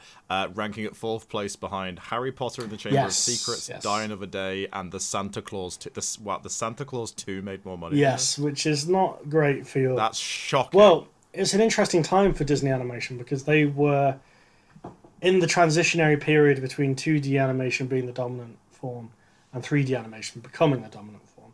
And this movie, from what I gather in my research, is seen as one of the death knells in traditional 2D animation, which is interesting because it incorporates so much 3D animation, and incorporates it quite well, to my mind. When you look at the character of Long John Silver in this, who we should say is a cyborg, his cybernetic parts, his mechanical parts, are all CGI, whereas the, not human, but the quote-unquote human parts are 2D animated, and it's pretty well integrated for the most part. It's very seamless. Yeah, and you think it would stick out. I think most people wouldn't notice that. You think it would stick out more, but it doesn't really. There's a few moments where the CGI does stick out because it's from 2002. That tends to be the sort of bigger, sort of grandiose set pieces, I'd say. I mean, the ultimate death knell in 2D animation for Disney is The Princess and the Frog, which is a perhaps unfairly maligned movie, which we could have covered on this, to be fair. We maybe need to do Disney... I've never seen it, actually. It's an interesting one. Maybe a bonus episode, or maybe if we do Disney's Victims Part 2. We can cover that one. Because let's face it, these two films aren't the only two that the House of Mouse has shafted. No. So. But anyway, I hope I've done Treasure Planet justice there in the context I've provided. If I've missed anything, don't leave a comment. Just don't. No, I mean, I didn't know a lot of that. I mean, I've heard a lot over the years. A lot of people have said that Treasure Planet got stiffed by Disney, and I know a lot of people who feel really quite passionately about that. But I've never really done much of a deep dive into it myself, purely because I saw this movie when I was a kid and I really liked it. But then it was one of those movies I hadn't really thought about for a really, really long time. Yeah. And it's only since hearing about people saying, "Oh, it got like mishandled by Disney and stuff," that it's sort of been rattling around in my brain again. But well, one thing I do want to point out before we get into Treasure Planet, the analysis of Musker and Clement still working for Disney. The last movie that they did was Moana. Really, I didn't know that. See, I didn't really know who they were because, when it comes to Disney movies, particularly the animated stuff, like you don't tend to think of who the directors are. You just tend to think of them as studio jockeys who just get brought in to do these movies. But now that you've obviously told me about who they are, and looking back at the films that you said that they've done, I'm like, you can see. Yeah, there's a distinctive style there, which I don't think a lot of the Disney movies have. Yeah, like Little Mermaid and Hercules, I think, are very similar movies. Yeah, in a lot of ways, yeah. And kind of drawing on classic you can see fairy tale and myth and things like that. And merging it with a style of music that you wouldn't necessarily that's true. think to put that story with, I think they all have that element of modernising kind of old legends and myths, with the exception of Basil the Great Mouse Detective, because, it's modern, it's kind of a cheeky take on Sherlock Holmes, I guess, but it's... the other movies they've done kind of play with more elemental stories, I suppose. Like Treasure Island is, basically any cliche you think of about pirates comes from Treasure Island. It doesn't come from history. It comes from, Yeah, it's the quintessential text on pirates. Yeah, right down to things like X marks the spot. That's from Treasure Island. Yeah. Which I have to admit, I'm not as familiar with Treasure Island as you probably I read are. it as I don't think I've ever I read it as a young boy and enjoyed it immensely. So I was pretty excited for this movie. And I enjoyed it as a kid. I enjoy it now. This is a movie that I've seen quite a few times. I was trying to give it the unnostalgic, unvarnished watch yesterday that I was able to give Hocus Pocus. And I'll be honest with you, I don't think I can quite view this movie without the bias of nostalgia. You feel differently, and we'll get into that. I do. I do. But yes, to kind of bring us back to the plot of the movie. Yes, it's Treasure Island in space. What more do you need? And also, aesthetically speaking, I assume most people are aware of Treasure Planet who are listening to this, but aesthetically speaking, it kind of blends the setting of the original novel, olden days, piratey times, the 1600s, I would say, I guess. We can drop a goblin in here if we need to. It kind of blends that seafaring 1600s kind of Pirates of the Caribbean vibe, which is interesting because Pirates of the Caribbean comes out a year later, but that's another story for another day. God, it did, didn't it?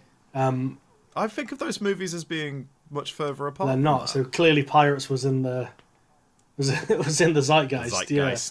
It was time for pirates. It kind of blends the typical pirate aesthetic with a kind of high sci-fi aesthetic. So the spaceships in this are literally like galleons flying through space, and it is explained why they can breathe because there is a slipstream of oxygen. That's something that I wanted to talk about. Yes, if you're up on your Treasure Planet fucking lore, then you know that this is explained in the movie. Yes, is it? But it's referenced in the movie, and they do show it. But so if you haven't seen it a few times like I have, then you might miss this.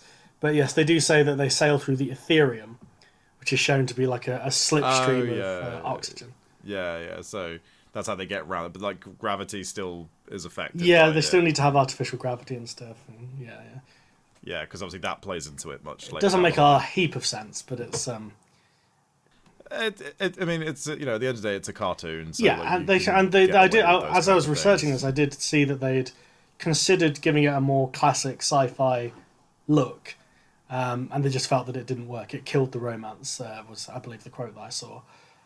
Which I kind of understand that. Like, it wouldn't feel like Treasure Island if it looked like Star Trek, if you know what I mean. Yeah, because if we are like starting to really sort of get into the analysis of this, like the first point I have written down, and is probably the main thing about the movie that most people talk about, is the visual style. Of it. It's great. It's a really, really good looking movie. Like you say, some of the CG has aged, but obviously it's just of its time. For the most part, it's seamless. Like you were saying about John Silver, like I think most people wouldn't know that character is an amalgamation of both 3D and 2D animation. Like until you pointed it out, I didn't really consider it, but he is. But now looking back on it, the way that character's like appendages move and very not how you would. Yeah, they're not like traditional animation. And again, it does it in such a way where it's really well done because, compare it to other cartoons around this time that are using CGI, I immediately think of something like Courage the Cowardly Dog, which used CGI but for the purposes of it being scary because it looks so unnatural. Whereas this feels completely cohesive. And even, I think like a lot of films nowadays don't manage to pull that off as well. No. Well, nowadays it tends to just be CGI animation entirely. Yeah. Yeah, full CG. Yeah, we don't. Hand drawn is not really. It used to be a thing trying to merge the two. So there's DreamWorks had a few like Sinbad, Legend of the Seven Seas. Remember that movie? It's another fucking pirate movie. Yeah, did they do Road to? Yeah, they did Road to El Dorado, as well, which has a few CGI bits from what I remember. And was it Prince of Egypt? Yes. Yeah, before basically because everyone always just assumes DreamWorks these days. They think Shrek and Kung Fu Panda. Oh, and How to Train Your Dragon, of course, they're best series. Yes, I agree. Although I do like Kung Fu Panda. Kung Fu Panda is a surprisingly solid trilogy. Yeah, I don't care for Shrek. Just gonna throw that out there. The first two are good. The fourth one's a little. Do you know what? I think the second one's probably the best in my view, but I don't say that with any particular reverence. It's fucking Shrek. No, that's fair. I mean, since we're pissing off millennials today, that's our theme. Don't care for Shrek. Shrek's overrated. So any semblance of an audience that we've established over the first two episodes are just going to unsubscribe from us after this. That's what we're doing. Well, the cowards will, and I don't care for cowards. Only the true fans stick around. But no, obviously visually, Treasure Planet's a great movie. I think for its time. Undeniably, really. It's visually a masterpiece. Yeah, like you can't deny that. You really can't, and even watching it now, like watching it on like a 4K TV and stuff, it still looks great, and it's still, to my mind, the film's just the opening sequence where you have these holograph books, which again, it doesn't make a lot of sense, but it's part of the aesthetic, I guess. Where the pictures literally come out of the book and it's kind of pre-recorded. So you have the sequence kind of introducing Captain Flint. And Treasure Planet itself. Yeah. But it's just an incredibly animated sequence where you go from that to the reveal that it's a holograph as the baby Jim's head just rises up between the ships. And I always thought that was a really striking, that's a great moment. Image. And there's plenty of striking imagery in this movie. Long John Silver, as we've said, is incredible, but there's plenty of great shots of the RLS Legacy, which... There's a minor gripe of mine about this movie, but the ship in the book is called the Hispaniola. But for some reason they changed it to the Legacy in this, and they made it the RLS Legacy for Robert Louis Stevenson. But which I think is a bit corny, and I think the Hispaniola is just a better. Like you can't. That's like doing a Star Trek reboot and going like, oh, we've called it the Shatner Legacy rather than the Enterprise. Yeah. It's like it has a name, and that's part of it, but. It's a minor gripe, I admit. But I mean, you use the word corny, and there's definitely parts of this movie that I would attribute that. Yes. So I think I'm picking up on the vibe, Mark, that you don't care for this movie particularly. I don't think it's a bad movie by any stretch. Okay. Again, visually great, but again, I'm not overly familiar with Treasure Island, so I don't know how faithful an adaptation of the actual story is. It's kind of how closely it sticks. Yeah, it's a truncated version, but it's pretty faithful for the most part. Apart from the fact it's set in space. But one of my biggest problems with like when I've just rewatched it is this: other than like John Silver, who I think like design wise is great, I don't really care about any of the characters. Yeah. This would probably be a pretty major complaint for most people who don't like this. I think is that. they don't think Jim is a particularly compelling protagonist, right? I don't, and because I was looking at the time on it, and like he spends the first 50 minutes of the movie either just reacting to things or just pouting, and he doesn't really do anything. It's only at the 50-minute mark where he really starts to actually be proactive. This in is the story. something that I think is a slight casualty from the book Treasure Island. So in the movie Treasure Planet, Jim is a teenager, a surly teen, whereas in the book he's a child.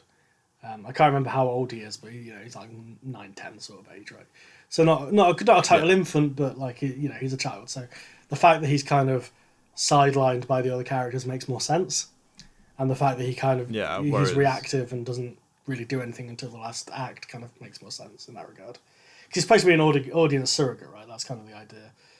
But now that you've explained that makes sense. But given the kind of character they tried to make Jim in this movie, where he's supposed to be like a teenager who's kind of angsty and separated from his father, and like, obviously that's a huge part of like his character arc. Yeah, he's just kind of our vessel to see all this cool shit. I think it. And I have no attachment to it. I think it kind of suffers from. So I wouldn't say that I have no attachment to him, because I think when he starts to kind of develop his relationship with Silver, that is the heart of the movie, really. The kind of father-son dynamic between them.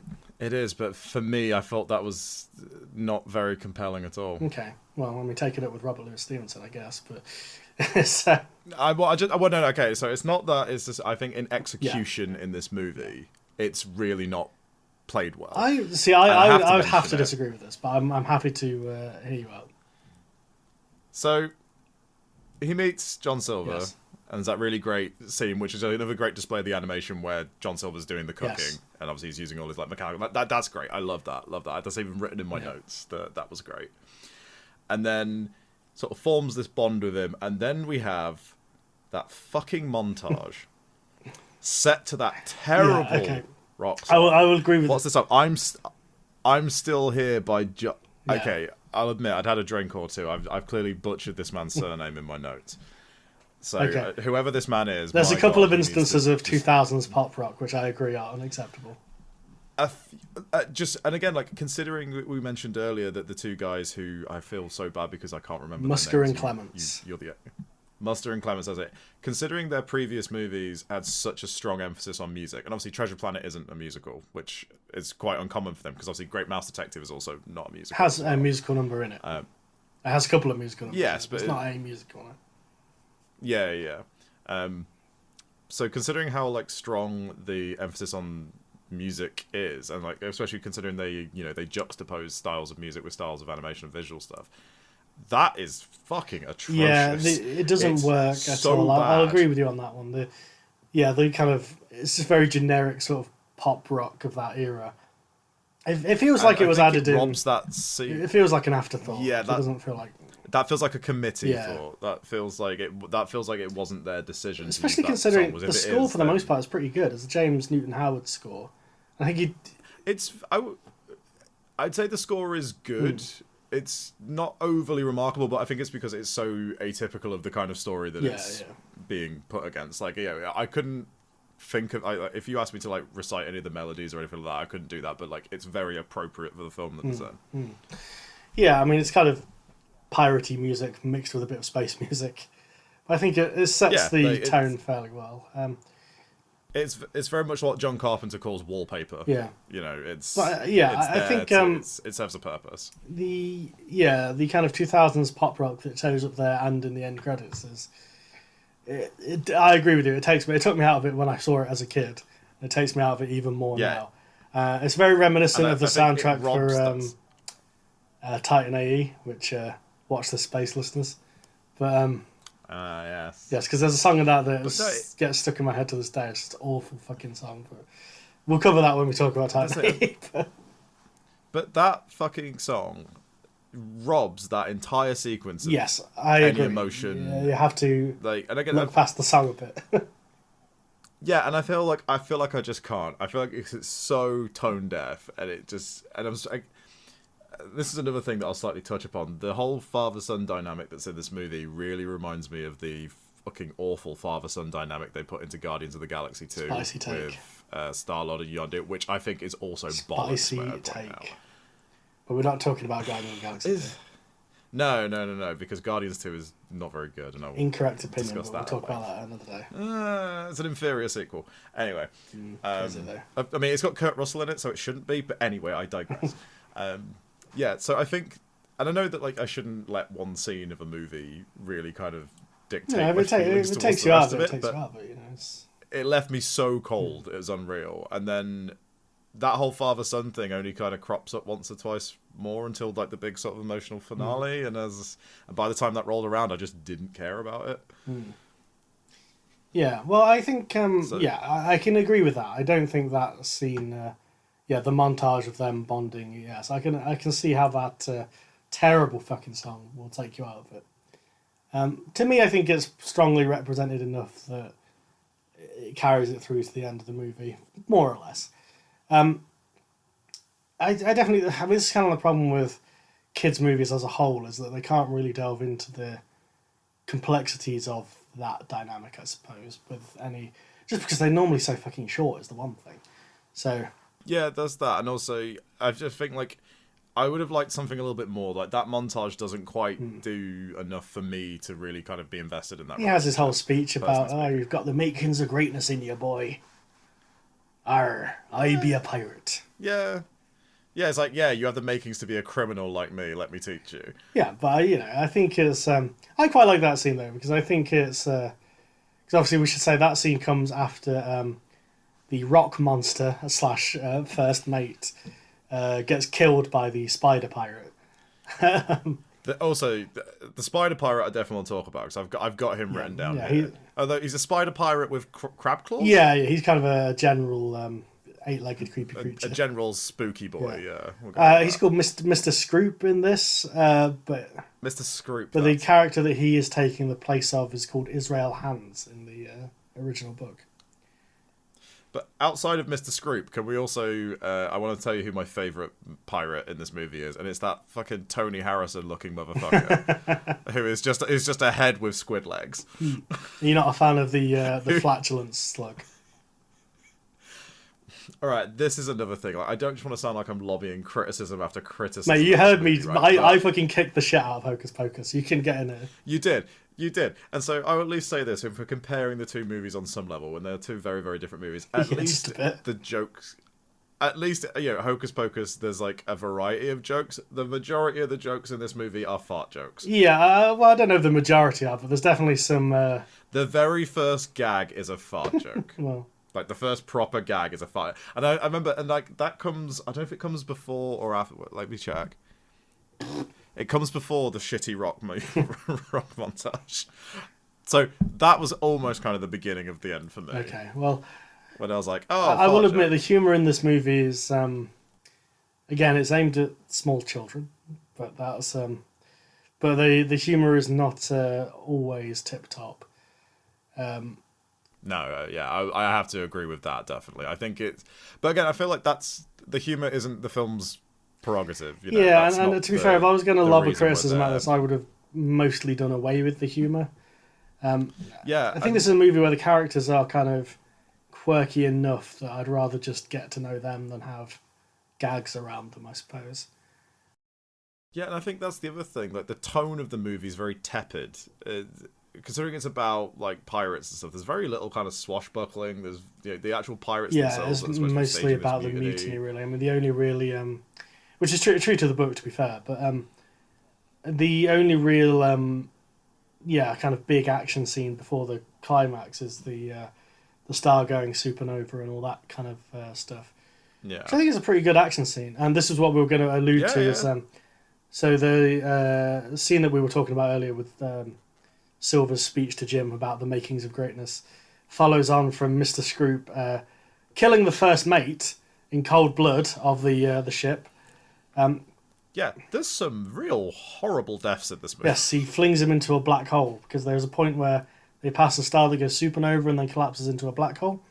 And Jim is tasked with tying the safety lines on the ship. And... Which, by the way, there are much more competent people on that ship that could do that. Well, this is kind of the point, though, isn't it? Is that he's actually a very competent rope tire, as we know, because Silver immediately knows that Scroop was up to no good here, and so Scroop cuts the rope and lets the first mate, who is a rock monster of the ship, plummet to his death into the black hole, which is fucking mental. Honestly, I was quite taken aback by that. Because I was like, wow, that's like, again, like for a Disney movie, I was like, that's a pretty horrible way to go. Yeah, and there's a further one later on down the line, which I thought was even more. People die in this movie. I mean, it starts with Billy Bones getting killed as well, as does the book. But well, I mean, I'm surprised I didn't actually mention this when we spoke about Hocus Pocus. You bet barely 15 minutes into the movie and 4 people die.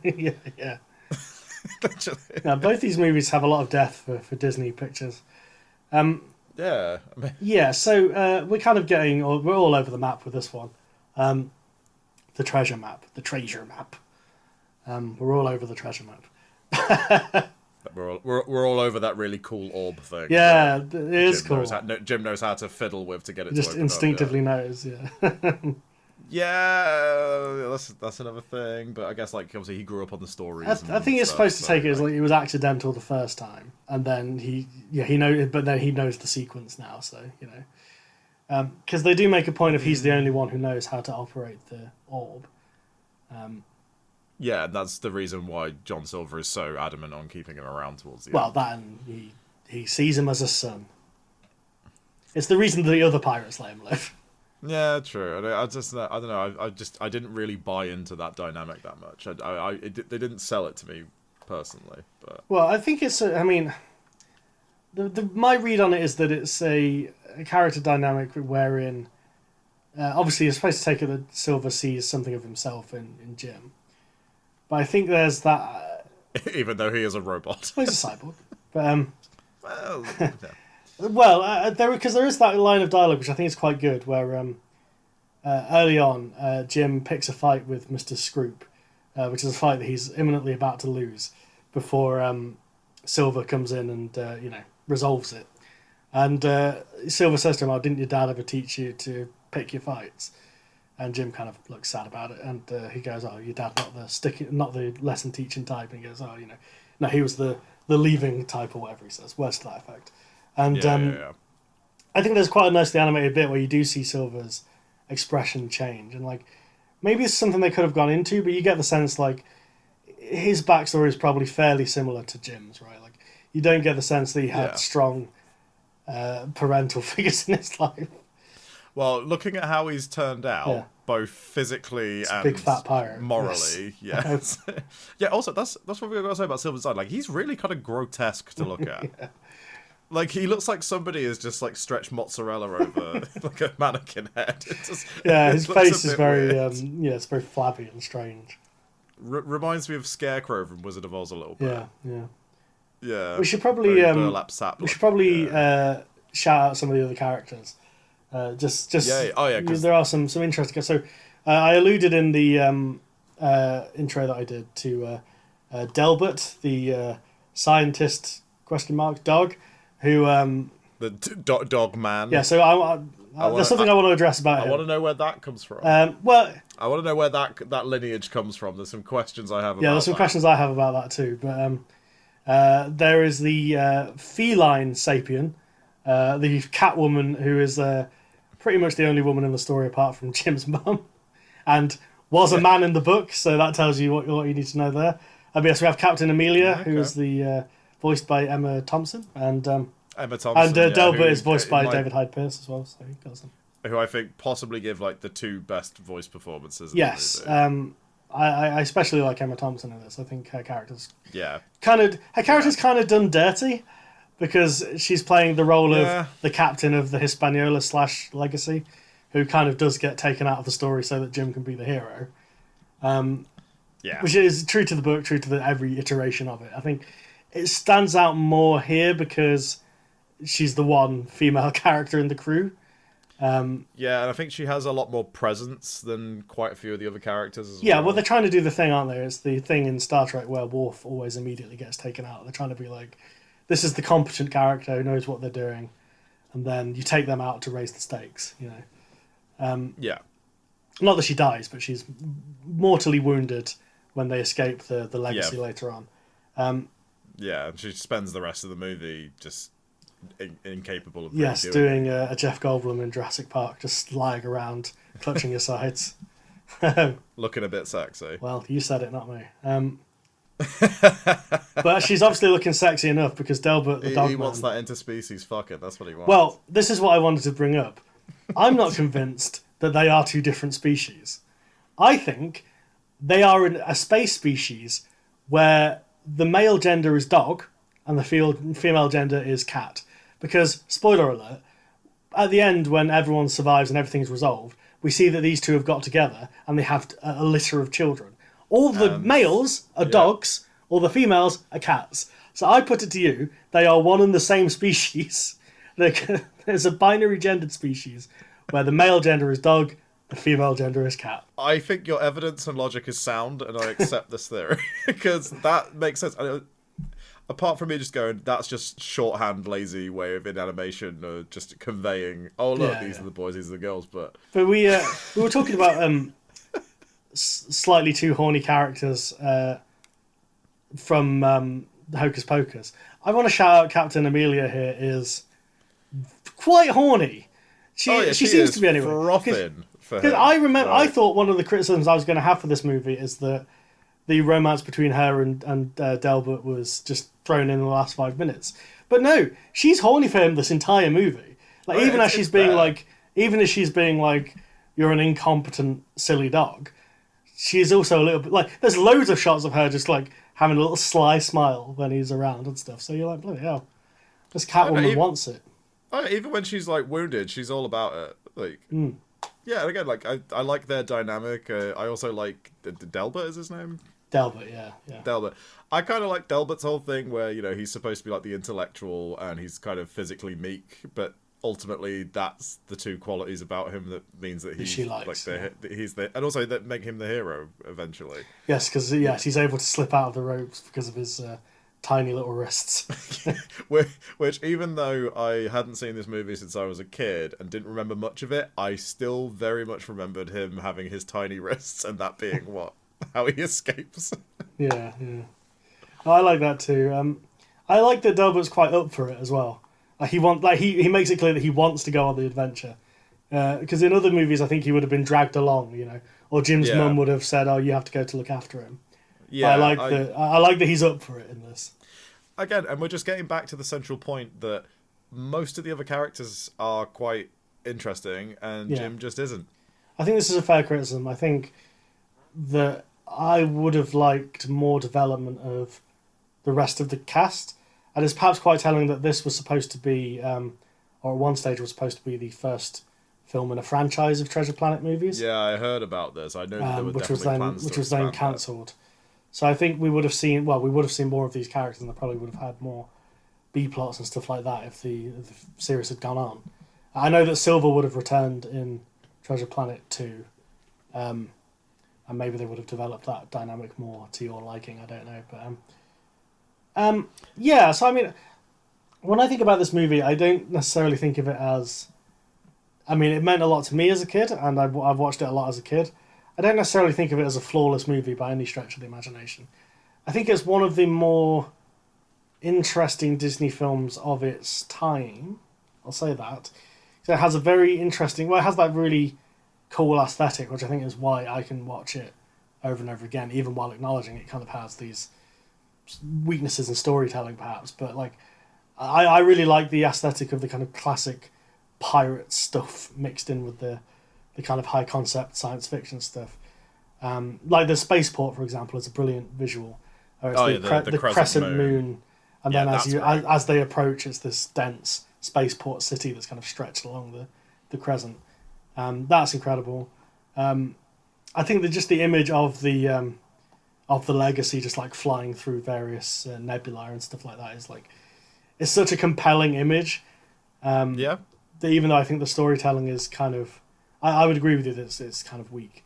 I think there are aesthetic qualities to this movie that keep me coming back to it, and I like the imagination, because all the aliens are different as well. They're all, these crazy creatures that exist on the ship, and the more we talk about it, the more I'm definitely more appreciative of it. Especially like that you kind of filled in some of the gaps for me in regards to like Treasure Island and stuff like that. I will just say my biggest complaint is that I find the movie a little bit dull in places. Like the visuals are incredible. Like don't get me wrong, I love very visually strong movies, but there's just not really much else for me in this movie to latch onto, and I think that's my biggest problem with it. Is that like it could do with being a bit longer. I think it could do with more of a second act. Very short. I think it's a movie in search of a second act. I'll definitely agree with that. I think you need more peril in space / Jim and Silver bonding. Because now that you mention it, I kind of like... I take it as read that they bond, I guess, but then I'm familiar with the other adaptations and the books. Yeah, exactly. And I think another thing as well is like the pirates, especially when they do their mutiny, they're supposed to be like, you know... I guess, like I say, like it needs more peril and they need to be shown as being intimidating. Mr. Scroop is the only one that is even approaching intimidating. Yeah, well, this is kind of the thing with the book, from what I remember as well, is like the pirates in the book are more intimidating than they are in this. The character that Mr. Scroop replaces, Israel Hands, he is like he fulfills the same narrative function where he's like the psycho basically. Yeah, and he's the one, you know, the unpredictable guy that Silver can't control, who kind of, and actually in the book, Jim kills him by just shooting him dead, which in the it's movie, a much nicer way to go than what Jim does to him in this movie. Yes, where he reverses the gravity on the ship and just lets him fall endlessly into the cold black abyss of space. Which, you know, I mean, poetic justice. You know, he did sling that other dude into a black hole, so he got what was coming to him, and that's one of the few like truly great things that Jim does in the movie, I think. His little fascination with like rocket skateboarding or whatever the hell that is, that's very early 2000s, isn't it? It's very tubular. Look, I also feel like I can't be too hard on this movie despite the rating I'm inevitably going to give it. But because clearly, like you say, with everything that went on behind the scenes, where like this project they've been trying to get it done for so long, it doesn't surprise me that passion projects mostly don't turn out as good as they should. Like especially when they've been gestating for this long. Yeah, they never tend to live up to what the creators originally wanted to do with it. No. And I think there's definitely feels like there's a lot of compromise in this movie. Its length is definitely one of the things that makes me think that as well, because I remember like there's like almost, I think it's almost like 18 minutes worth of end credits. Yeah, and this movie's only supposed to be like 90 odd minutes long, so you automatically lost that. And the pacing of the movie is very breakneck. Yeah. I think that's the other thing as well. Like, I feel like the movie needs a little bit more time to breathe. Like you're saying, we need to explore those dynamics more. And I think that's another thing why I can't really get into it as much, because it just keeps moving at this pace, and I don't have enough time to actually take in what's going on. Yeah, no, I agree, and I think this is actually kind of one of the reasons that Treasure Island as a novel has endured for so long. Is like the characters are very well developed and very memorable, even for a book of that time, where obviously our ideas of what make compelling characters have changed in the times since Robert Louis Stevenson was alive. But there's a reason that Treasure Island endures, and I think it's twofold. The first is it's just a classic adventure. You know? Yeah, it's almost the elemental adventure story, really. It's just you go out in search of fame and fortune, and you come across various miscreants and misadventures along the way, and by the end of it, you've proven your manhood, so to speak, which is very much kind of the boys' adventure style of Treasure Island, right? But also, I think the other reason it endures is because of the characters. Yeah, I think, you know, I mean, like we were saying earlier, like Long John Silver is one of those literary figures that has influenced so much subsequent pop culture that it's kind of, it's crazy to think about. Like, if we hadn't had this character, if this book had never been written, you wouldn't have the pop culturally accepted, like I was joking at the start of the intro about our Marc lad and all that. Like, you wouldn't have that stereotype if it wasn't for that character, you know. But I mean, people who've probably never even heard of Treasure Island know Long John Silver to be the most it's just a recognizable pirate name. Yeah, and and I think what this movie gets right is their portrayal of Silver. For me, that's the argument that I would make. I think the voice performance by Brian Murray as Silver is one of the stronger parts of the movie, as well as the animation that they they used for him, as we alluded to earlier. Like, I think as a character, he's very well realised in this movie in a way that arguably Jim isn't. Perhaps that's kind of the issue. It's like, I think, because one thing that I actually kind of wanted to bring up about Hocus Pocus as well, which I think rings true to this movie, is both of these movies could have done with being aimed at a young adult audience. Yes. And I think they're hamstrung by the fact that they're trying to go for a younger audience. Because I think if this movie was a little more straight-faced, didn't have your fart gags and your whatnot and all this, was a little bit more committed to the atmosphere of kind of high adventure and danger and peril and all this kind of stuff, and delved into the character dynamic, especially between Silver and Jim, a little more, I think it would be a stronger movie overall. As it is, I think of this time period when Disney was coming out with these kind of slight curios of movies, like we kind of said, like Atlantis, The Lost Empire, I think this is better than that by a long shot, right? So I'd be interested to rewatch Atlantis because I barely remember anything about it. So. It's a movie that I've got a certain amount of soft spots for, but like, it is by no means a flawless film. And I think all the things you've said about Treasure Planet apply doubly to Atlantis: The Lost Empire. Okay. That, and it's basically just the movie Stargate, but under the sea. Which is interesting because this movie ends with the Stargate, right? Like, yeah, it turns out. Yeah. Yes, because that's one thing they mentioned is Captain Flint can appear and disappear anywhere in space, like that's part of his legend. And they find out that the orb that contains the map is actually a key to a Stargate, and the way you access the inner workings of Treasure Planet itself is is really cool. Yeah. I like that. Yeah, I thought it was really cool little idea. And the kind of escape sequence at the end where the surfboarding comes back and Jim has to change the Stargate at the last minute so they can escape the planet without dying. I do think that's a cool sequence. Like, it both is and it isn't. I think the whole like rocket surfboarding thing is just so of its time. I can't disagree with that, but also like this movie was made in 2002. What are you gonna do? Yeah, exactly. You know, if it was made a couple of years ago, it would have like fidget spinners. I don't know. Wow, we're old, aren't we? Yeah, I know. And to be fair, I don't mind that so much because like I think. From my reading, like Musker and Clements in particular were interested in conveying the sense of adventure that the original book would have had in its time to a 2002 audience. To make it more contemporary, yeah, no, that makes sense. So that stuff I don't mind, and that's why they always argued for it being in space rather than a straight adaptation, is because they felt that space exploration kind of had that. Because bear in mind, Robert Louis Stevenson, he was writing in the 1800s, right? So the original Treasure Island was kind of throwing back to this era of like sea exploration and all this kind of stuff. So they kind of wanted to throw back to the idea of like classic space exploration, because they felt that would have the same nostalgic thing, but the same sense of wonder and adventure that sea exploration would have had for Stevenson's readers, if that makes sense. And I think it's one of those movies where Ron and John, Musker and Clements, they're clearly artists.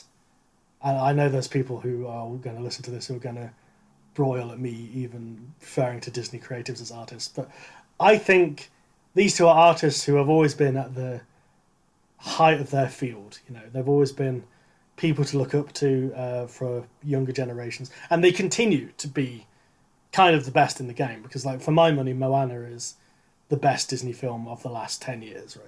I think it's better than Frozen. I think it's better than Tangled. And I will fight anyone who comes into the comments about this.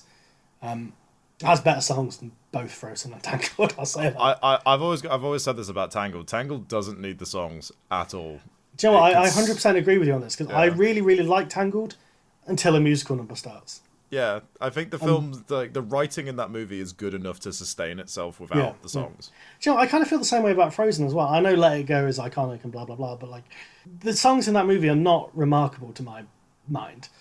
They're just kind of there for the most part. Yeah, the only other song I know is the one that Olaf sings, because the whole song is about how he's gonna like he can't wait for summertime, and obviously it's just a very morbid. Because I quite like that, because I will say I like the visual style of Frozen quite a bit, and like I quite like the character dynamics and stuff like that. I think it's quite a good, like a well done story as a take on the Snow Queen. It's quite an interesting idea where she's not the villain, she's kind of the antagonist, but she's not the villain, and it's actually like the humans who are evil and corrupt, and she's just kind of an I outsider, think like. I've not seen Frozen in its entirety, but like, yeah, I do agree with you. It's a slightly more refreshing. This episode take is on that revealing story. of my Disney nerdery, which I don't know how I feel about. You know that I'm an animation nerd in general. It's not just Disney. Yeah, of course. I mean, and I think I've mentioned this previously as well, but like when I was growing up, like Disney, I wasn't huge into Disney. I watched some of the movies. I love Hercules and stuff like that, but I watched more films like The Goonies and more like live action stuff. Yeah. And Hocus Pocus as well. You know, I was more into those kinds of movies, so I do find it interesting going back and watching some of the Disney movies because I saw a lot of the classic ones. Like I love The Jungle Book. That's one of my favorite animated movies. I also think Sleeping Beauty is also a fucking great movie, like visually as well. It's actually quite an aesthetically interesting film, Sleeping Beauty. That's a movie that doesn't need the songs, though. No, you're right, it doesn't. But like, you know, I like Maleficent as a character. I like her overall design in that movie as well. She's pretty great. Yeah. So, before we move on to Kino or Inferno, have you got anything else you want to add? Not especially, no. I mean, I think I've sort of levied all of my criticisms and points of praise for this movie. And It sounds like you kind of had a mixed reaction to this. yeah, I did. But I think I'm more erring on the side of not liking it. Yeah, I mean, this episode is called Disney Misfires for a reason. I thought it was Disney Victims. Oh shit, it was originally going to be called Disney Misfires. Yeah, we talked about that. I forgot. But I think it's apt because I think both these movies you can see where the appeal is, and I think you can also see where they missed the mark in some regards. Yeah, completely. There is one elephant in the room that we need to address before we do move on to the end of this podcast. Which There's is a character in this movie. Whose name is Ben. Ah, yes. How could I possibly forget about him? What are our thoughts on Ben? Do you know what, right? You know, a second ago you were saying to me, oh, I feel like you had a bit of a mixed reaction. And I was saying about how I feel like, oh, maybe I was a bit too hard this movie. You just reminded me of the thing that I possibly hate more than that fucking song used in that montage. He is Jar Jar levels of bad. He's not Jar Jar levels of bad. He's Jar Jar levels of bad. There speaks someone who hasn't seen The Phantom Menace in a while. But I will. If we're getting spicy, mate, Phantom Menace is the only one of those fucking prequel movies that I think is anyway near. No, I wholeheartedly agree, but I'm also, whenever I see that movie, I'm shocked by how annoying Jar Jar is. Because there's part of me that goes, I quite like The Phantom Menace, actually. I think it's the best one of the prequels. Jar Jar can't be that annoying, but fuck me, mate. Like, he is so annoying. To the level where even Ben, who I will admit... Okay, I'm gonna throw out a take about Ben. They call him Ben in the movie, but I'm just being a prick. But I do just have to ask you, because this will probably help colour my opinion, so I'm sorry to interrupt you. Is he in the book? Ben based on a character from the book? Okay, yeah, that's fine. So the character in the book is a guy called Ben Gunn, and it's basically the same. It's the same idea, but like, obviously the thing here is Captain Flint was like hundreds and hundreds of years ago, whereas in the book is a little bit more recent because it's literally just buried treasure. So Ben Gunn has been trapped on the island for a couple of decades or something, and has lost his mind. Basically, is the idea. Like he was a member of Captain Flint's crew. So yeah, he is a factor in the movie, in the book, sorry. And the way they translate that in the movie, for the benefit of the listener, is they have a robot who has had his memory circuits forcibly removed by Captain Flint. He has literally lost his mind. Yeah, quite literally, yes. Yeah. Now, my take on Ben is, when he gets the memory circuit back, he should stop being such an annoying little prick. Yes, absolutely. I think it was fine up until the point he continued to be an annoying little prick after he got his brain back, right? Like, I think if he just kind of clicked in and been like, I am an efficient robot now, that would have been okay. Yeah. Still kind of annoying, but then it's like, you know, they've at least achieved something with that character. I feel like what would have been the best way to do it is he gets his mind back and he's mostly like, I am an efficient robot, but there's still that, because he literally had his mind ripped out. He like has his quirks, Yeah, like he's they even not do the thing where his okay. eyes turn from green to blue when he gets the CPU put back in. So that's what I thought they were going to go for on this, but now he just continues to be a twat. he is responsible for one of the most impressive moments of animation in the film, though, I think, where the scene where all the lights go out and only his eyes are illuminating what's going on, and that just visually, that's a really good mix of like 2D animation and 3D animation. Oh, and he's an incredibly well animated creature as well, so it's kind of...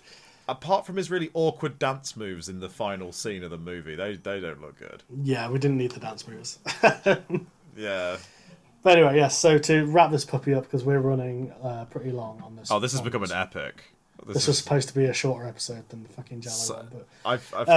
I feel like there was no way that this was going to be short. There's too much to delve into in these films. But let's wrap this up.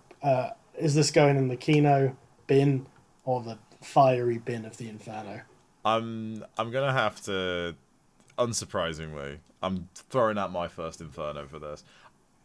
I don't hate this movie. I think it's just not really my thing, and I think it's a little bit dull and a little bit too lifeless. And also, you threw Hocus Pocus in the Inferno, so that's also somewhat influencing my decision. Hang on a minute. We can't start putting things in the Inferno out of spite for the co-host. I mean, we do everything else out of spite for the co-host. So That's true. But no. I'm gonna go Inferno purely because I don't think I would ever watch this movie again. Okay. I just don't think I would. I mean, I'm going to go for Kino on this one. It's a pretty... I will admit it's a soft Kino. I can't, in all good conscience, put this in the Inferno, though. I think it's too... For all its flaws, of which it has plenty, I think it's too unique a creature to go in the Inferno for my money. Okay. Whereas, like, I mean, people might come at me for putting Hocus Pocus in the Inferno, but allow me to elaborate on that. I think Hocus Pocus is basically of the quality of pretty much any Disney Channel Halloween-themed movie, right? I think that it has a special place in millennials' hearts due to nostalgia, but my Kinos and Infernos are not influenced by nostalgia. Treasure Planet, on the other hand, I think... as a testament to Musker and Clement's vision, whether it was perfectly... let me try that with human words. As a testament to Musker and Clement's vision, whether the execution was flawed or not, I think it kind of has to go in the Kino bin for me. That's completely understandable. I will agree with you in that, like, as an experiment, because this was obviously very kind of cutting edge of what it did, it should be celebrated for that. And yes. It's kind of nice to see that the two guys behind this, they finally did get to realize their passion project, and that's something that I always do like to see. However, I think the overall execution is just not of the quality of what they're capable of, and I don't know why that is. There's clearly some reason for that. There's a lot of things that go into making an animated film. So. Yeah, and I just think the execution's really not there. So I'm Infernoing this, but I'm putting it in head first so it dies quickly. It's a soft Inferno. Yeah, it's a soft Inferno. I'll just singe it slightly. Yeah. No, yeah, I don't know. This film really didn't work for me. I don't know. I was really expecting to like it because I remembered how much I liked it as a kid, but it really doesn't do it for me now. Okay, well, that is the spicy takes on Treasure Planet and Hocus Pocus out the way. Let's do the thing where we end the podcast. What, like this? Like this. Oh, wait, we should... Hang on, no, we should say you can find the podcast on Facebook at Kino Inferno. You can find it on Twitter at Kino_Inferno. You can find it on YouTube, Kino Inferno. You can find it on Spotify, Kino Inferno. By the time this has come out, you can probably find it on Apple Podcasts, maybe? Yeah, that's in the works. Maybe you can find it on Stitcher, if we ever figure out what Stitcher is. What's Stitcher? I don't know, but they always say it at the end of podcasts. I'm excited to find out. Tune in next time where we find out what Stitcher is. We don't, because we recorded the next episode before we recorded this one. So we don't even mention the social media at the end of the next one. So this incredibly well thought out podcast that we have. It's chaos. Pure chaos reigns. But yeah, stay tuned because the next episode will be on the theme of what was it? Punk rock chick queens, chick queens. Women rock. Women who bloody well rock, and it's fucking Hedwig and the Angry Inch. You love it, and it's Hair Smell. You've not seen it, but you will love it. All right, that's goodbye from me. And it's goodbye from me as well. And it's goodbye from me. Who was that?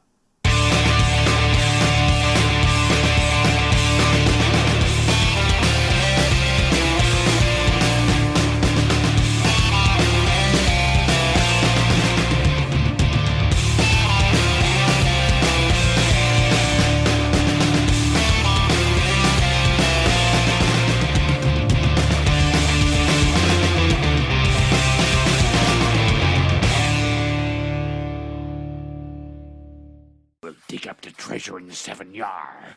I've drawn a map on this cracker, which Polly will hold for safekeeping.